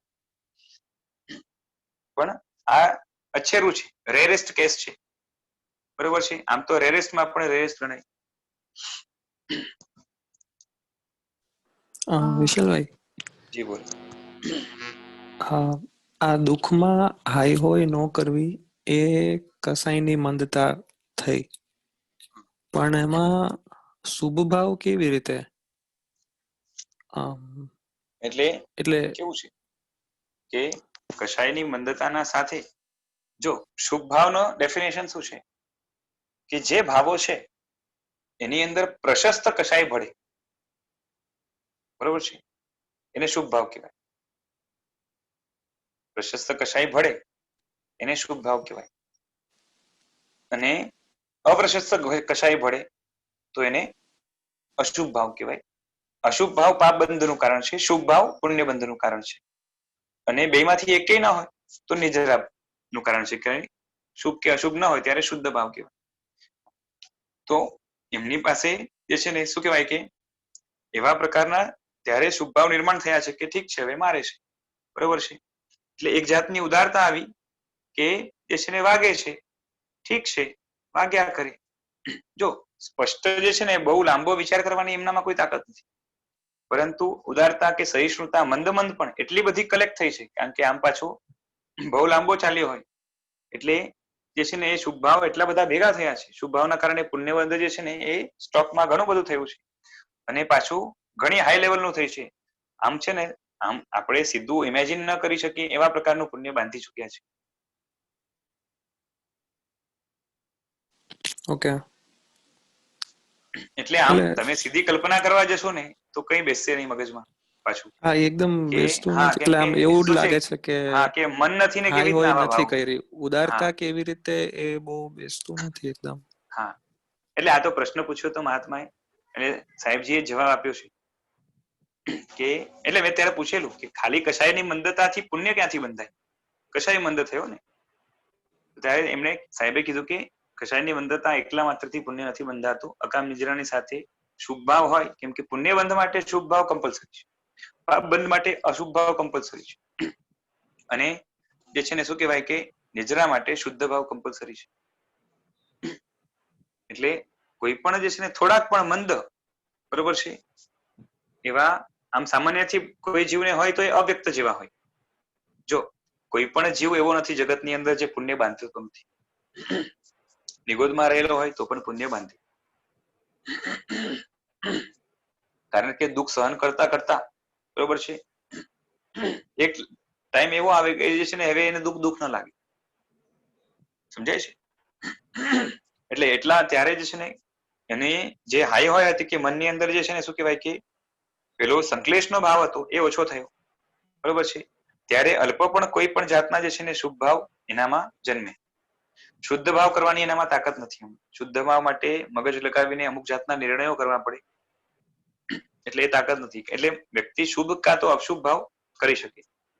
એમાં પણ અશુભ ભાવ કરવા એ અનાદિકાળની ટેવના કારણે સૌથી સહજ છે. પછી કશાયની વંદનાતાના કારણે થોડોક પણ જે છે ને શુભ ભાવ એનામાં. તમે વિચાર કરો, એ તીર્થંકરોનો જન્મ થાય છે ત્યારે કાં તો તીર્થંકરના જે પાંચે કલ્યાણ થાય છે, કલ્યાણકો, ત્યારે આખા જગતના બધા જીવો સુખી થાય છે કે નહીં? એમાં એ જે છે ને સૂક્ષ્મ નિગોદ કે કોઈ પણ નિગોદના જીવ પણ લેવાના, નારકના પણ લેવાના કે નહીં? બરાબર ને? બધા જ લેવાના, બરોબર છે. હવે ભગવાન તો નિમિત્ત બન્યા, ભગવાન કે ભગવાનનું પુણ્ય કે પ્રભાવ એ બધું નિમિત્ત બન્યું, પણ પોતાને છાતા થવા માટે ડાયરેક્ટ કારણ તો પોતાનું જે છે ને છાતાવેદનીય ગણાય ને. ભગવાનના નિમિત્તથી બધાના છાતાવેદને એક સાથે ઉદયમાં આવ્યો. પોતાને છાતા થાય તો એમાં પોતાનું છાતાવેદનીય જે છે ને એ હોય ને, તો છાતા સ્ટોકમાં પડી હોય તો ઉદયમાં આવે. કેમ કે જગતના જીવોએ તો જે છે ને ત્યારે કોઈ શુભ ભાવ કર્યા નથી, બરોબર છે. એટલે સ્ટોકમાં પડી હતી છાતા એ જ ઉદયમાં આવી ને. તો સ્ટોકમાં ક્યારે પડી હોય? આખા જગતના બધા જીવો કર્યા હોય તો. હા, એ છે કે થોડુંક મોડું ઉદયમાં આવવાનું હોય, એની બદલે જે છે ને એ ઉદીર્ણા થઈને જે છે ને વહેલું ઉદયમાં આવ્યું હોય, એમાં પરમાત્મા નિમિત્ત બન્યા. એટલે પાછે શું છે કે આમે લગાતાર જે છે ને કન્ટિન્યુઅસ અશાતા હોય એવું હોતું નથી. શાતા ને અશાતા જે છે ને પરાવર્તનીય છે. પછી થાય એવું કે જે છે ને કોઈને લાંબી અશાતા હોય, થોડીક શાતા, લાંબી અશાતા, થોડીક શાતા, એવું પણ કોઈને લાંબી શાતા ને થોડીક અશાતા, લાંબી શાતા ને થોડીક અશાતા, એ રીતે. એટલે લગાતાર અશાતા કે લગાતાર શાતા નથી હોતી. અને હવે લગાતાર અશાતા ન હોય, વચ્ચે વચ્ચે શાતા હોય, તો શાતા માટે પુણ્ય તો જોઈએ ને. શાતા માટે શાતા વેદનીય જો ને, શાતા વેદનીય પુણ્ય પ્રકૃતિ છે. અને પુણ્ય બંધાય ક્યારે કે મંદ મંદ શુભ ભાવ તો જે છે ને જગતના બધા જીવો કરી શકે છે. ખાલી મારે તો ખાલી અહીંયા કેવું એ છે કે આમણે શુભ ભાવ, આમના જીવદળની યોગ્યતા કેટલી કે શુભ ભાવ એટલા હદ સુધી ન કર્યો કે સીધો જે છે ને હાઈ જમ્પ માર્યો છે. સમજાય છે? હા ગુરુજી ક્લિયર. ત્યારે નિગોદમાંથી આવ્યા હતા બહાર, અને નિગોદમાં આવ્યા પછી મને લાગે છે ડાયરેક્ટ છે ને સીધો કેળનો ભાવ છે, અને એના પછી ડાયરેક્ટ મરુદેવા માતાનો ભાવ. તો જે શપક શ્રેણી ચડ્યા, હા, તો ભાવ એટલે એમનું જ્ઞાન હતું, એ કેવી રીતે આવ્યું? એટલે એ જીવમાં એ જ્ઞાન હશે? જો જ્ઞાન તો બધાના આત્મામાં અંદરમાં જ પડ્યું છે. નિમિત્ત મળતા કાં તો વિચારણા કરતા એના ઉપર તત્વ ચિંતન કે મનન થાય તો આવરણો તૂટે. જેમ સમજો કે હું હમણાં તમને જે સમજાવું છું, બરોબર છે, કાં તો એક્ઝામ્પલ આપીને સમજાવું છું.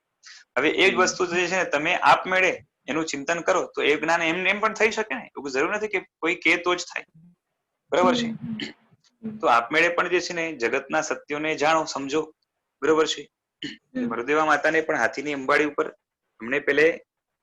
એમણે થયું કે જે છે ને હું જે ઋષભની 1000 વર્ષથી જે છે ને ચિંતા કરું છું, બરોબર છે, એ ઋષભ જે મને રોજ પગે લાગવા આવતો હતો, બરોબર છે, જેને નાનપણથી જે છે ને એ મોટો કર્યો, અને જે છે ને કેટલો વાલસયો હતો, અને આવો પણ જે છે એને મારા સાથે પણ કેટલો રાગ હતો, કેટલો પ્રેમ હતો. કેમ કે ઋષભદેવ ભગવાન એવું ક્યારેય વ્યક્ત નથી કર્યું કે જે એમને જે છે ને ભગવાન માતા પ્રત્યે લાગણી નથી, બરોબર છે.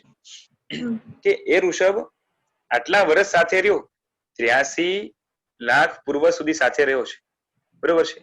હવે આટલા વર્ષ 83 લાખ પૂર્વ એટલે વિચાર કરો કે કેટલા વર્ષ છે માતાની સાથે. 83 લાખ ગુણ્યા 84 લાખ ગુણ્યા 84 લાખ, આટલા વર્ષ એટલે કરોડોના કરોડો વર્ષો સાથે રહ્યો છે જે માતાની સાથે, બરોબર છે. એ ઋષભ, બરોબર છે, કે હવે એ સમોસનમાં બેઠો છે, અને આટલી બધી જે છે ને 1 કરોડ દેવતા એની સેવામાં છે ઓછામાં ઓછા, આટલી બધી સમૃદ્ધિ છે, અને આટલું બધું જે છે ને ઐશ્વર્ય છે, અને કોઈ જાતનું જે છે ને દુઃખ છે જ નહીં. એની હું 1000 વર્ષ ચિંતા કરું, એને પડી પણ નથી કે મારી સામું પણ જોઈએ, બરોબર છે.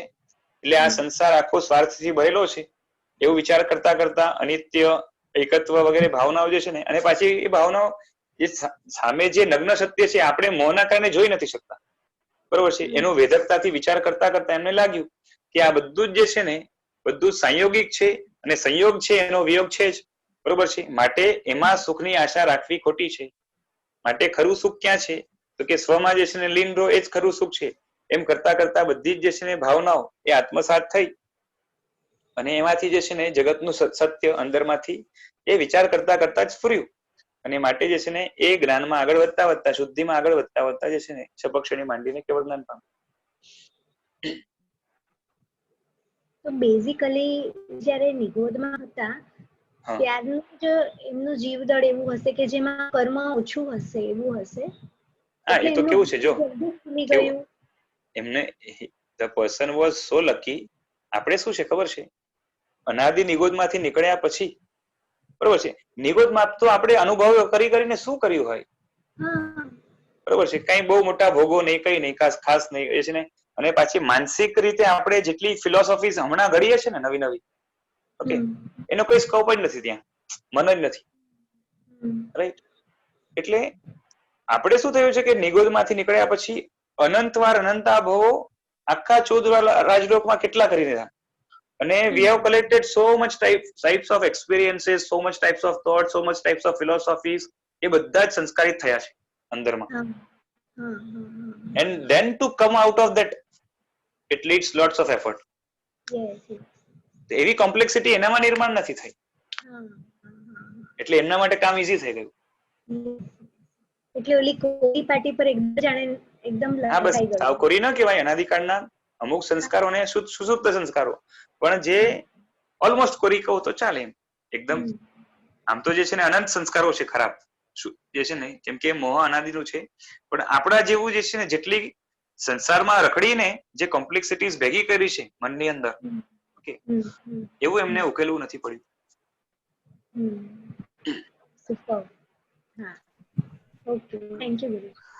પ્રણામ ગુરુજી.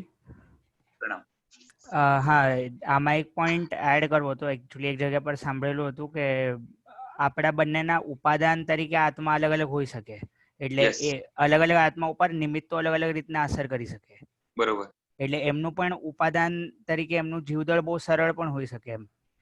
હા હા, એક જગ્યાએ વાંચેલું પણ છે કે એમ કે શું થાય છે, એટલે નિયતિ પણ છે, ઉપાદાનનું પણ એક જગ્યાએ વાંચેલું છે. અને આમાં 5 સમવાય કામ કરી શકે, એટલે કાળ જાણે એમનો કાળ પાકી ગયો હોય કે એમનું ભવિતવ્યતાની પ્રમાણે પણ એમ પણ થઈ શકે. 5 કારણ રહેશે, અને એમાં મુખ્ય કારણ છે ને એમની ભવિતવ્યતા છે.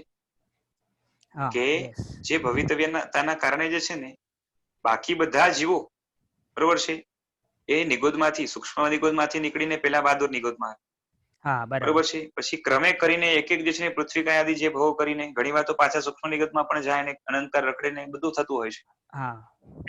કેમ કે 14 રાજ્યલોકની આખી સ્પર્શના અનંતવાર કરવી હોય તો સૂક્ષ્મ નિગતમાં ઉત્પન્ન થવા સિવાય છૂટકો જ નથી. કેમ કે મોટો 14 રાજ્યલોકનો મોટો ભાગ સૂક્ષ્મ નિગત વાળો છે. ત્રસ નાડીનો જે છે ને એરિયા જોવા જાવ તો એની સામે બીજો એરિયા ઘણો વધારે છે.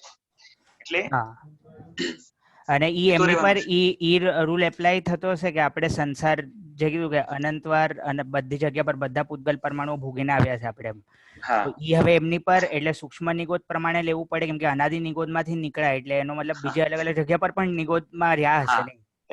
14 રાજલોકને અનંતવાર કદાચ સ્પર્શ્યો છે, કદાચ નહીં સ્પર્શ્યો છે, પરંતુ પરંતુ જે આપણે કહીએ ને કે પૃથ્વી કાયમાં અનંતવાર, પૃથ્વી કાયના બધા ફોર્મ્સમાં અનંતવાર, સૂક્ષ્મ બાદર, એ બધું એમના માટે નહીં લાગે.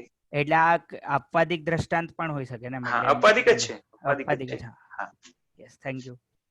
હા, અને આ તો શું છે, એક મોટી વાત છે. જેમ આપણે કહીએ ને કે દરેક જાતના ભવો આપણે અનંતવાર કરી આવ્યા છીએ, પણ એમાં અમુક જે છે ને એક્સેપ્શન આવે છે. જેમ તીર્થંકરનો ભવ આપણે એક વાર નથી કર્યો, કેમ કે કર્યો હોત તો એ જ ભવમાં મોક્ષ વયા ગયા હોત. પછી જે છે ને શું કહેવાય કે ચક્રવર્તી વગેરે જે છે એ પણ આપણે જે છે ને, કેમ કે ચક્રવર્તી વગેરે નજીકમાં તો મોક્ષે જનારા હોય છે બધા. આ શ્રેષ્ઠ છલાકા પુરુષો છે, એટલે આ બધા ભવો અનંતવાર થતા જ નથી. દરેક જાતના સમજો કે રાજા કે માંડલિક રાજા કે નાના માણસ કે ભિખારી કે આ કે પેલો કે લુલ્લો લંગડો, બધી જાતના ભવો આપણે અનંતવાર કરી આવ્યા, પણ એમાંથી અમુક જે ભવો છે જે શ્રેષ્ઠ છે એ તો એક્સેપ્શનમાં જ રહેવાના.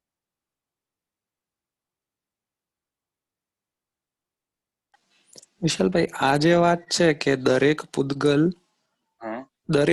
ભોગવ્યા છે અને એ પણ અનંતવાર ભોગવ્યા છે. બરોબર.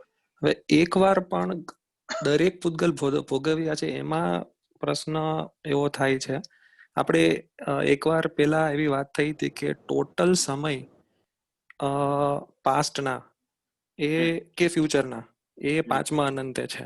બરોબર. અને ટોટલ પૂતગલ એ 8મા અનંતે છે. કરેક્ટ.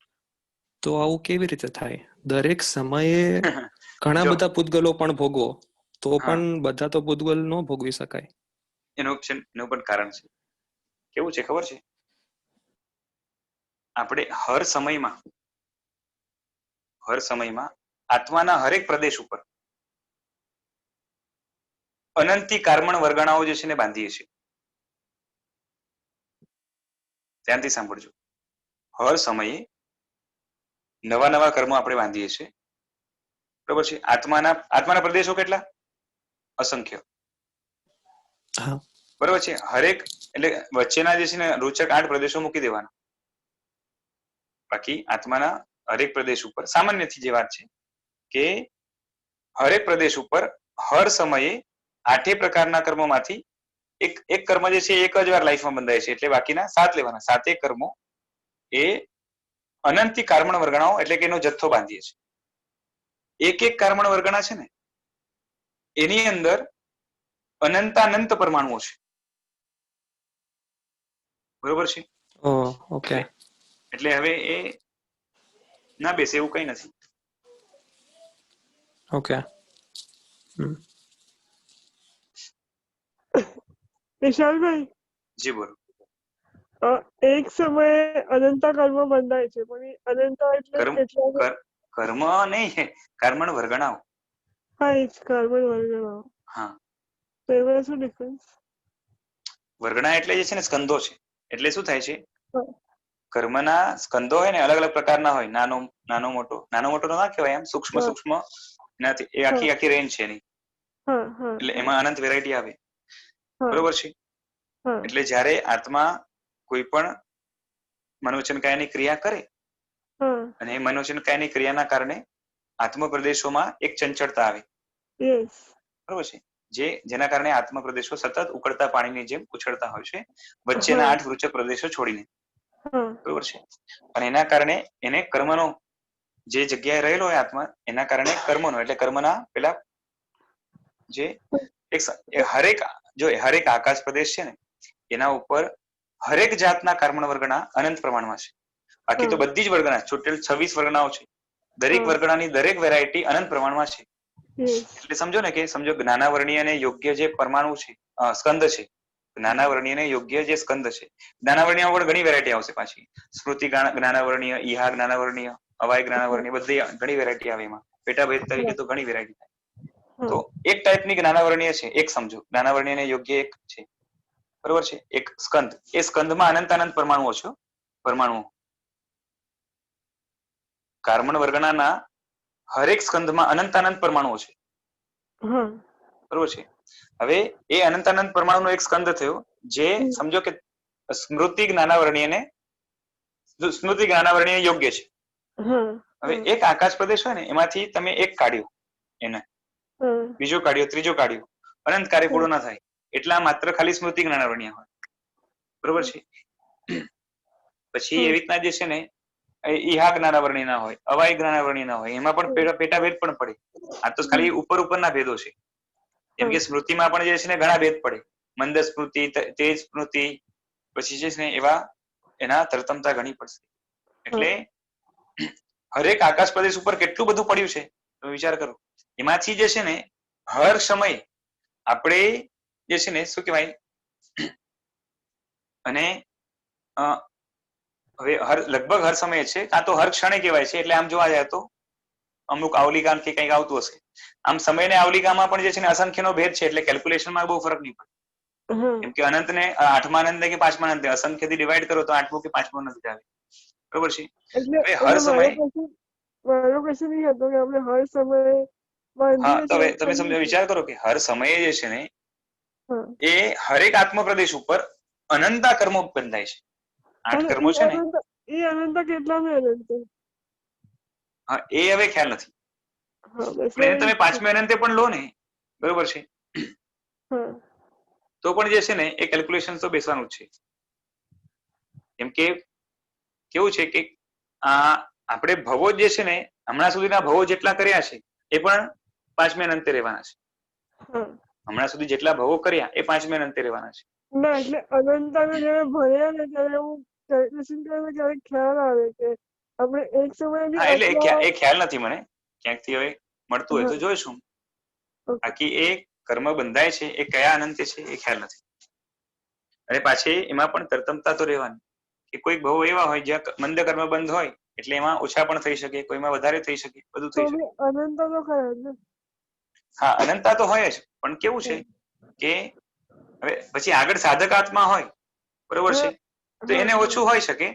પણ એ ભવ ન ગણીએ તો પણ ચાલે, કારણ કે સાધકાત્મા જે છે ને અર્ધ પૂતગલ પરાત્મા જે છે ને જે ભવ કરે એની અપેક્ષા એ પાસના ભવો એના કેટલા છે, બરોબર છે? એની સામે બિંદુ સમાન છે. એટલે આમ જોવા જાય તો નગણ્ય છે, ગણવા યોગ્ય નથી. એટલે મોટે ભાગે આ જ કેલ્ક્યુલેશન થાય એવરેજ. એટલે બેસ એવું છે.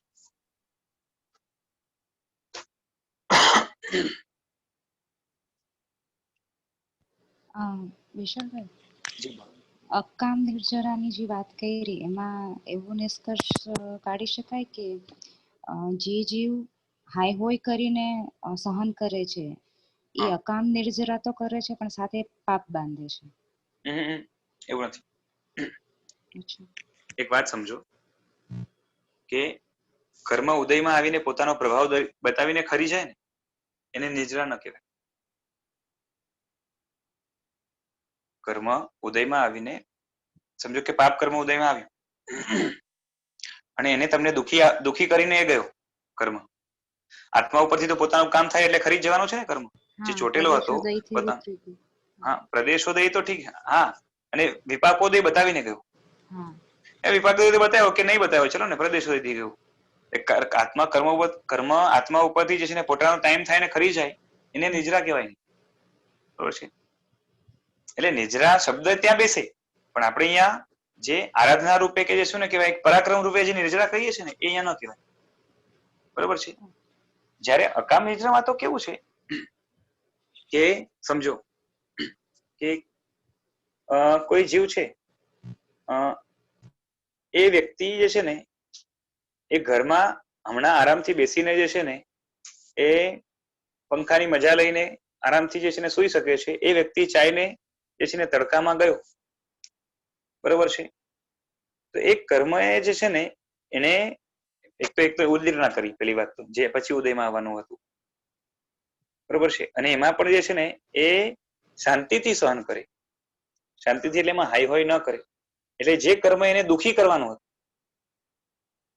જે કર્મ એને દુઃખી કરવાનું હતું એમાં દુઃખ ન થાય એને, એટલે કે દુઃખનો અનુભવ ન કરે, પોતાની ઈચ્છાથી કરે છે એટલે એમાં એ દુઃખી ન થાય. એટલે દુઃખી કરનાર કર્મ એને દુઃખી કરીને ન જાય અને એ ખરે તો એ અકામ નિજરા કહેવાશે. જેમ છે ને પાછો હવે નિગોદનો જીવ છે કાં તો બીજા કોઈ એવા નારકીના જીવો છે, તો એ બધા જીવોમાં પણ કેવું થવાનું કે દુઃખ જયારે સતત આવ્યા કરે એ દુઃખ આવીને દુઃખી કરીને જાય છે, પણ થોડોક ટાઈમ પછી એવો આવે જયારે એનાથી એ રીડા થઈ ગયા હોય, યુઝ ટુ થઈ ગયા હોય, એટલે એ કર્મ એને દુઃખી કરીને નહીં જાય. બરોબર છે. તો એ રીતે જયારે કર્મ ખપે છે ને, બરોબર છે, તો એને આપણે અકામ નિજરા કહીએ છીએ કે કર્મ પોતાની ઇફેક્ટ બતાવવા તૈયાર છે, પણ વ્યક્તિ જે છે ને એની ઇફેક્ટને દુઃખ તરીકે ઝેલવા તૈયાર છે. પછી ઈચ્છા એ હોય કે અનિચ્છા હોય, ઈચ્છા એ કરે તો પણ અકામ કહેવાશે, કારણ કે એને આત્મિક શુદ્ધિની અપેક્ષા ત્યાં નથી.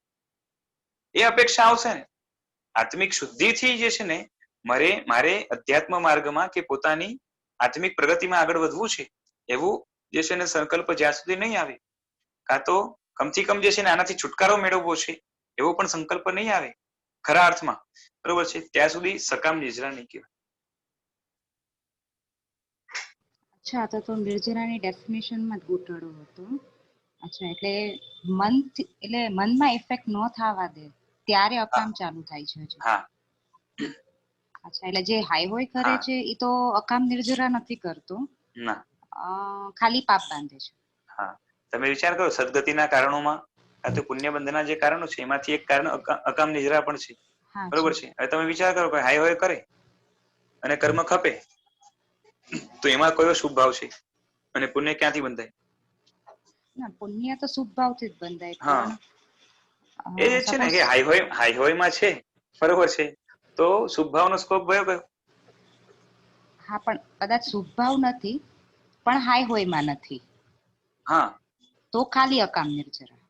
હા, બરોબર છે. અને હાઈ હોય માં નથી પણ સાથે શુભ ભાવ છે. આ તો કેવું છે, જો એક વાત છે કે આત્માને જે છે ને કોઈને કોઈ ભાવ રહેવાનો છે, ખાલી એટલું છે કે કશાય તીવ્ર હશે ને ત્યારે અશુભ ભાવ નો આવેગ વધારે હોય, અને જયારે મંદ હોય તો મંદ પણ જે છે ને એવા શુભ ભાવ રહેવાના છે. એટલે બહુ મંદ પણ જે છે ને અસ્પષ્ટ કહી શકાય એવા પ્રકારના શુભ ભાવ રહેવાના છે. જયારે અશુભમાં નથી ત્યારે શુભમાં રહેશે.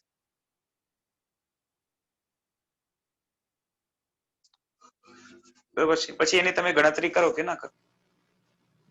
હવે જેટલા શુભ ભાવ મંદ હશે એટલું જે છે ને શાતા વેદની વગેરે કર્મ જે છે એ મંદ બંધાશે, અને જેટલું તીવ્ર હશે, બરોબર છે, તો એનું જે છે ને તીવ્ર જે છે ને એ બંધ થશે.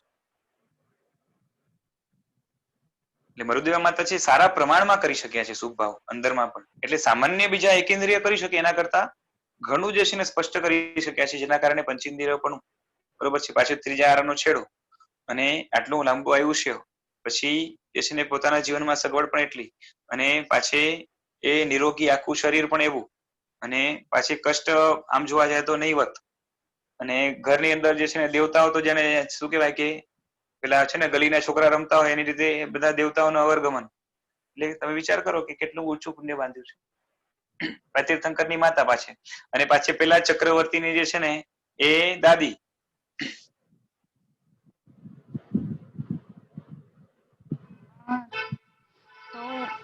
સોરી, તો એ નિર્જરા જેમ આપણે પ્રતિકૂળ સંયોગો સાથે જોડીએ છીએ, તો અનુકૂળ સંયોગો સાથે બી જોડી શકાય? અનુકૂળમાં તાત્વિક શુભ ભાવ તો બેસે જ છે. ના, એટલે મારો એંગલ એ છે કે સપોઝ તીર્થંકર છે, તીર્થંકર નો જીવ છે અને ભોગ ભોગવે છે, તો શુભ ભાવોનો નિર્જરા કરે છે અને પણ એના મન ઉપર અસર નથી આવવા દેતી. શુભ ભાવોની નિર્જરા તો નહીં, સોરી, શુભ ભાવો નહીં પણ સારા કર્મની, એટલે અનુકૂળ થાય એવા કર્મ. હા, અનુકૂળ કર્મ. અનુકૂળ કર્મ તો છે ને પોતાનું કાર્ય કરીને અનુકૂળ કર્મએ આવીને તીર્થંકર પાસે ભોગ ભોગાવ્યા, બરોબર છે, અને એ પોતાનું કાર્ય કરીને જતા રહ્યા. તીર્થંકરે એની અશુભ અસર ન લીધી અને શુભ ભાવમાં રહ્યા, બરોબર છે. અને એવું એમનું જે છે ને મનોબળ અને એટલી વિવેક શક્તિ છે, બરોબર છે. આટલી જ વાત છે. અને ત્યારે શુભ ભાવના હોવાના કારણે જે છે ને ભોગ ભોગવતી વખતે પણ એમને એ નવો પુણ્ય બંધ ચાલુ છે, અને વિવેક પૂરો હોવાના કારણે પુણ્યાનુબંધી પુણ્ય નવો બાંધાય છે. હા, એટલે પ્રતિકૂળ કર્મ ની સાથે અનુકૂળ કર્મમાં બી નિર્જરા નહીં, ત્યારે નિર્જરા નથી. પાછી તમે કેમ કે પોતાનું કાર્ય કરીને ગયું ને, ભોગ ભોગવીને કર્મ ખપાવ્યા. હા, ભોગ ભોગવીને કર્મ ખપાવ્યા એટલે કર્મએ પોતાનું કાર્ય પૂરું કર્યું ને, કે આ રીતે જે છે ને ભોગ. ત્યારે શાતાનો અનુભવ પણ છે જ. ખાલી જે છે ને શાતા વખતે એમને વિવેક છે કે આ જે છે ને શાતા ખરી નથી, ખરી શાતા આત્માની હોય, આ તો દુઃખોપચાર રૂપ જ છે, બરોબર છે. એટલો વિવેક ત્યારે હાજર છે, માટે અનુબંધ પુણ્ય ના પડશે. અને શુભ ભાવ જે છે ને એમના મનમાં સતત રમતો જ હોય છે કે જ્યાં ઔચિત્ય હશે ત્યાં ઔચિત્યનું પાલન કરશે. કે પત્ની છે તો પત્ની સાથે કયું ઔચિત્ય, પુત્ર સાથે પુત્ર કયું ઔચિત્ય, બરોબર છે. અને પાછી ગીતાર્થ એવા છે કે ઓન એન એવરેજ જગતનું હિત થાય એવા પ્રકારની પ્રવૃત્તિ કરે, બરોબર છે. બોલવા ચાલવામાં કે 10 શબ્દ બોલવાથી પતતું હોય તો 10.5 નહીં બોલે, અને 9 પણ નહીં બોલે, અને 9માં જો પતતું હોય એટલે એમના જો તીર્થંકરનું તો અસ્તિત્વ પાછું કેવું છે કે આખું નાનપણથી ગર્ભમાં છે ને ત્યારથી એમની પર્સનાલિટી કેવી છે કે વગર કારણે વિચારે પણ નહીં, અને વિચારે તો એનું સારું જ ફળ આવે, બરોબર છે, એવા પ્રકારનું જ વિચારે. બોલે તો પણ જે છે ને હિત મિત અને પથ્ય અને એવા પ્રકારનું જ બોલે જેથી પોતાનું ને બીજાનું અવશ્ય કલ્યાણ થાય ને થાય. એટલે તીર્થંકરનું ક્યારેય પણ વિચાર પણ નિષ્ફળ ના હોય, વચન પણ નિષ્ફળ ના હોય. તીર્થંકર આંગળી પણ હલાવે ને તો એની પાછળ કઈ ને કઈ પ્રયોજન હોય. એટલે આવી પર્સનાલિટી આવા દેવ છે ને તમે દુનિયાના બધા ધર્મો જોઈ આવ્યું ક્યાંય પણ નહીં મળે. એટલે એમનું તો આખું જે છે ને કરે તો શુભ જ કરે, નહીં તો નહીં કરે. અને નિયમા જે છે ને શું કહેવાય કે સફલારંભી હોય છે, કઈ ને કઈ હિત થાય એવા પ્રકારની પ્રવૃત્તિ કરે.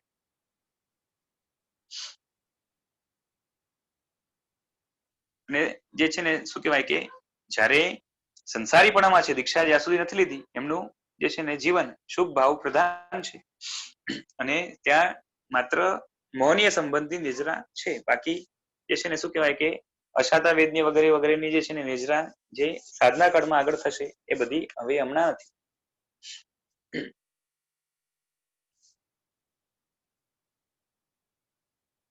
એ સમ્યક્ત્વમાં રહે છે, માટે જે છે ને દર્શન મોહનીય સંબંધની નિજરા છે, અને ચારિત્ર મોહનીયની સાથે જે છે ને આગળ ચારિત્ર લીધા પછી લડશે, માટે એટલું છે.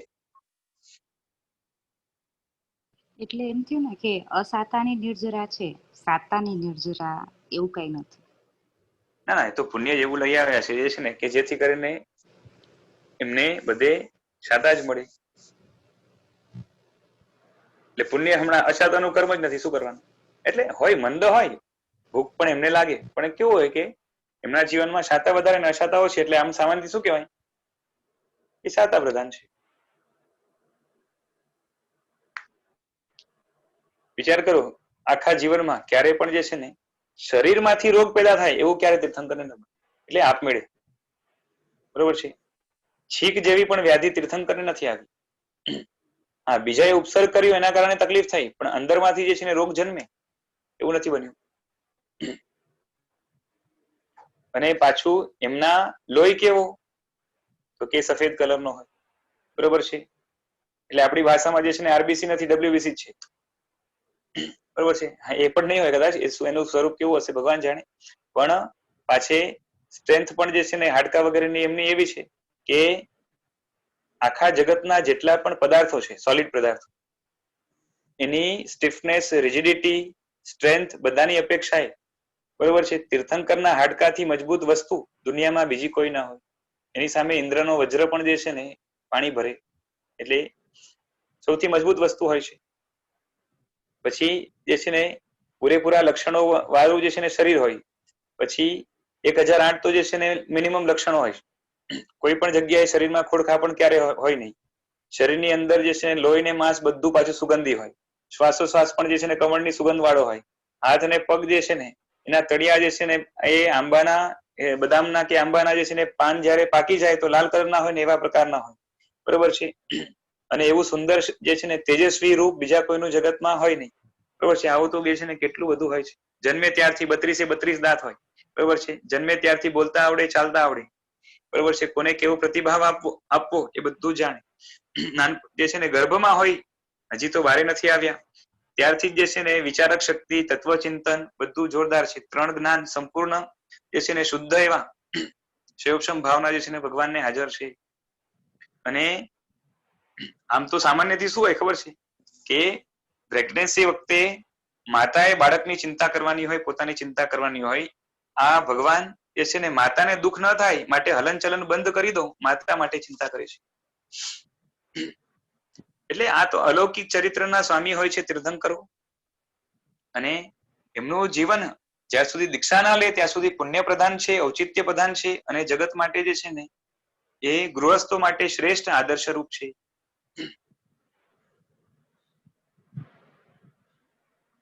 અને બધી વસ્તુમાં પાછો એમનો રોલ પણ જે છે ને ઉત્તમ કે શ્રેષ્ઠ પ્રકારનો હોય. કે તીર્થંકર કોઈના મામા હોય તો એવો મામો દુનિયામાં બીજો કોઈ ના મળે. સમજાય છે? તીર્થંકર કોઈના કાકા હોય તો એના જેવો કાકો નહીં મળે, કોઈના પિતા હોય તો એના જેવો પિતા નહીં મળે, એ કોઈના દીકરા છે તો એના જેવો દીકરો કોઈને નહીં મળે. બરોબર છે. તીર્થંકર માતા થતી નથી કોઈની. બલિનાથ ભગવાન સ્ત્રી હતા પણ જે છે ને લગ્ન નથી કર્યા, કોઈ પુત્ર વગેરે નથી.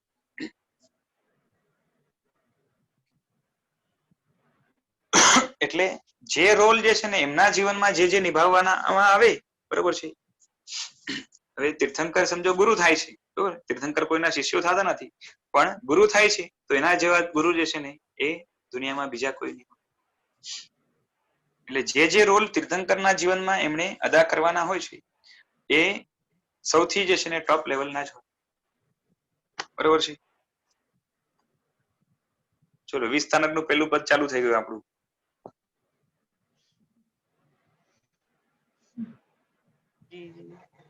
ચલો આજે સમય થયો છે. હું આજે 10 વાગે બંધ કરવાનો હતો. ગુરુજી તમે નેક્સ્ટ ટાઈમ નિર્જરા પર થોડો પ્રકાશ પાડજો. કોઈક એક્ઝામ્પલ આપીને આ નિર્જરા થાય, આમાં અકામ થાય, આમાં સકામ થાય અને આમાં ન થાય, એક એક્ઝામ્પલમાં તો અમને ક્લિયર નથી થતું થોડું હજી. ચાલશે, લેશું. ચલો. ઓકે, થેન્ક યુ ગુરુજી. ચાલો, પ્રણામ. પ્રણામ સર. આભાર ગુરુજી. પ્રણામ ગુરુજી. આભાર ગુરુજી.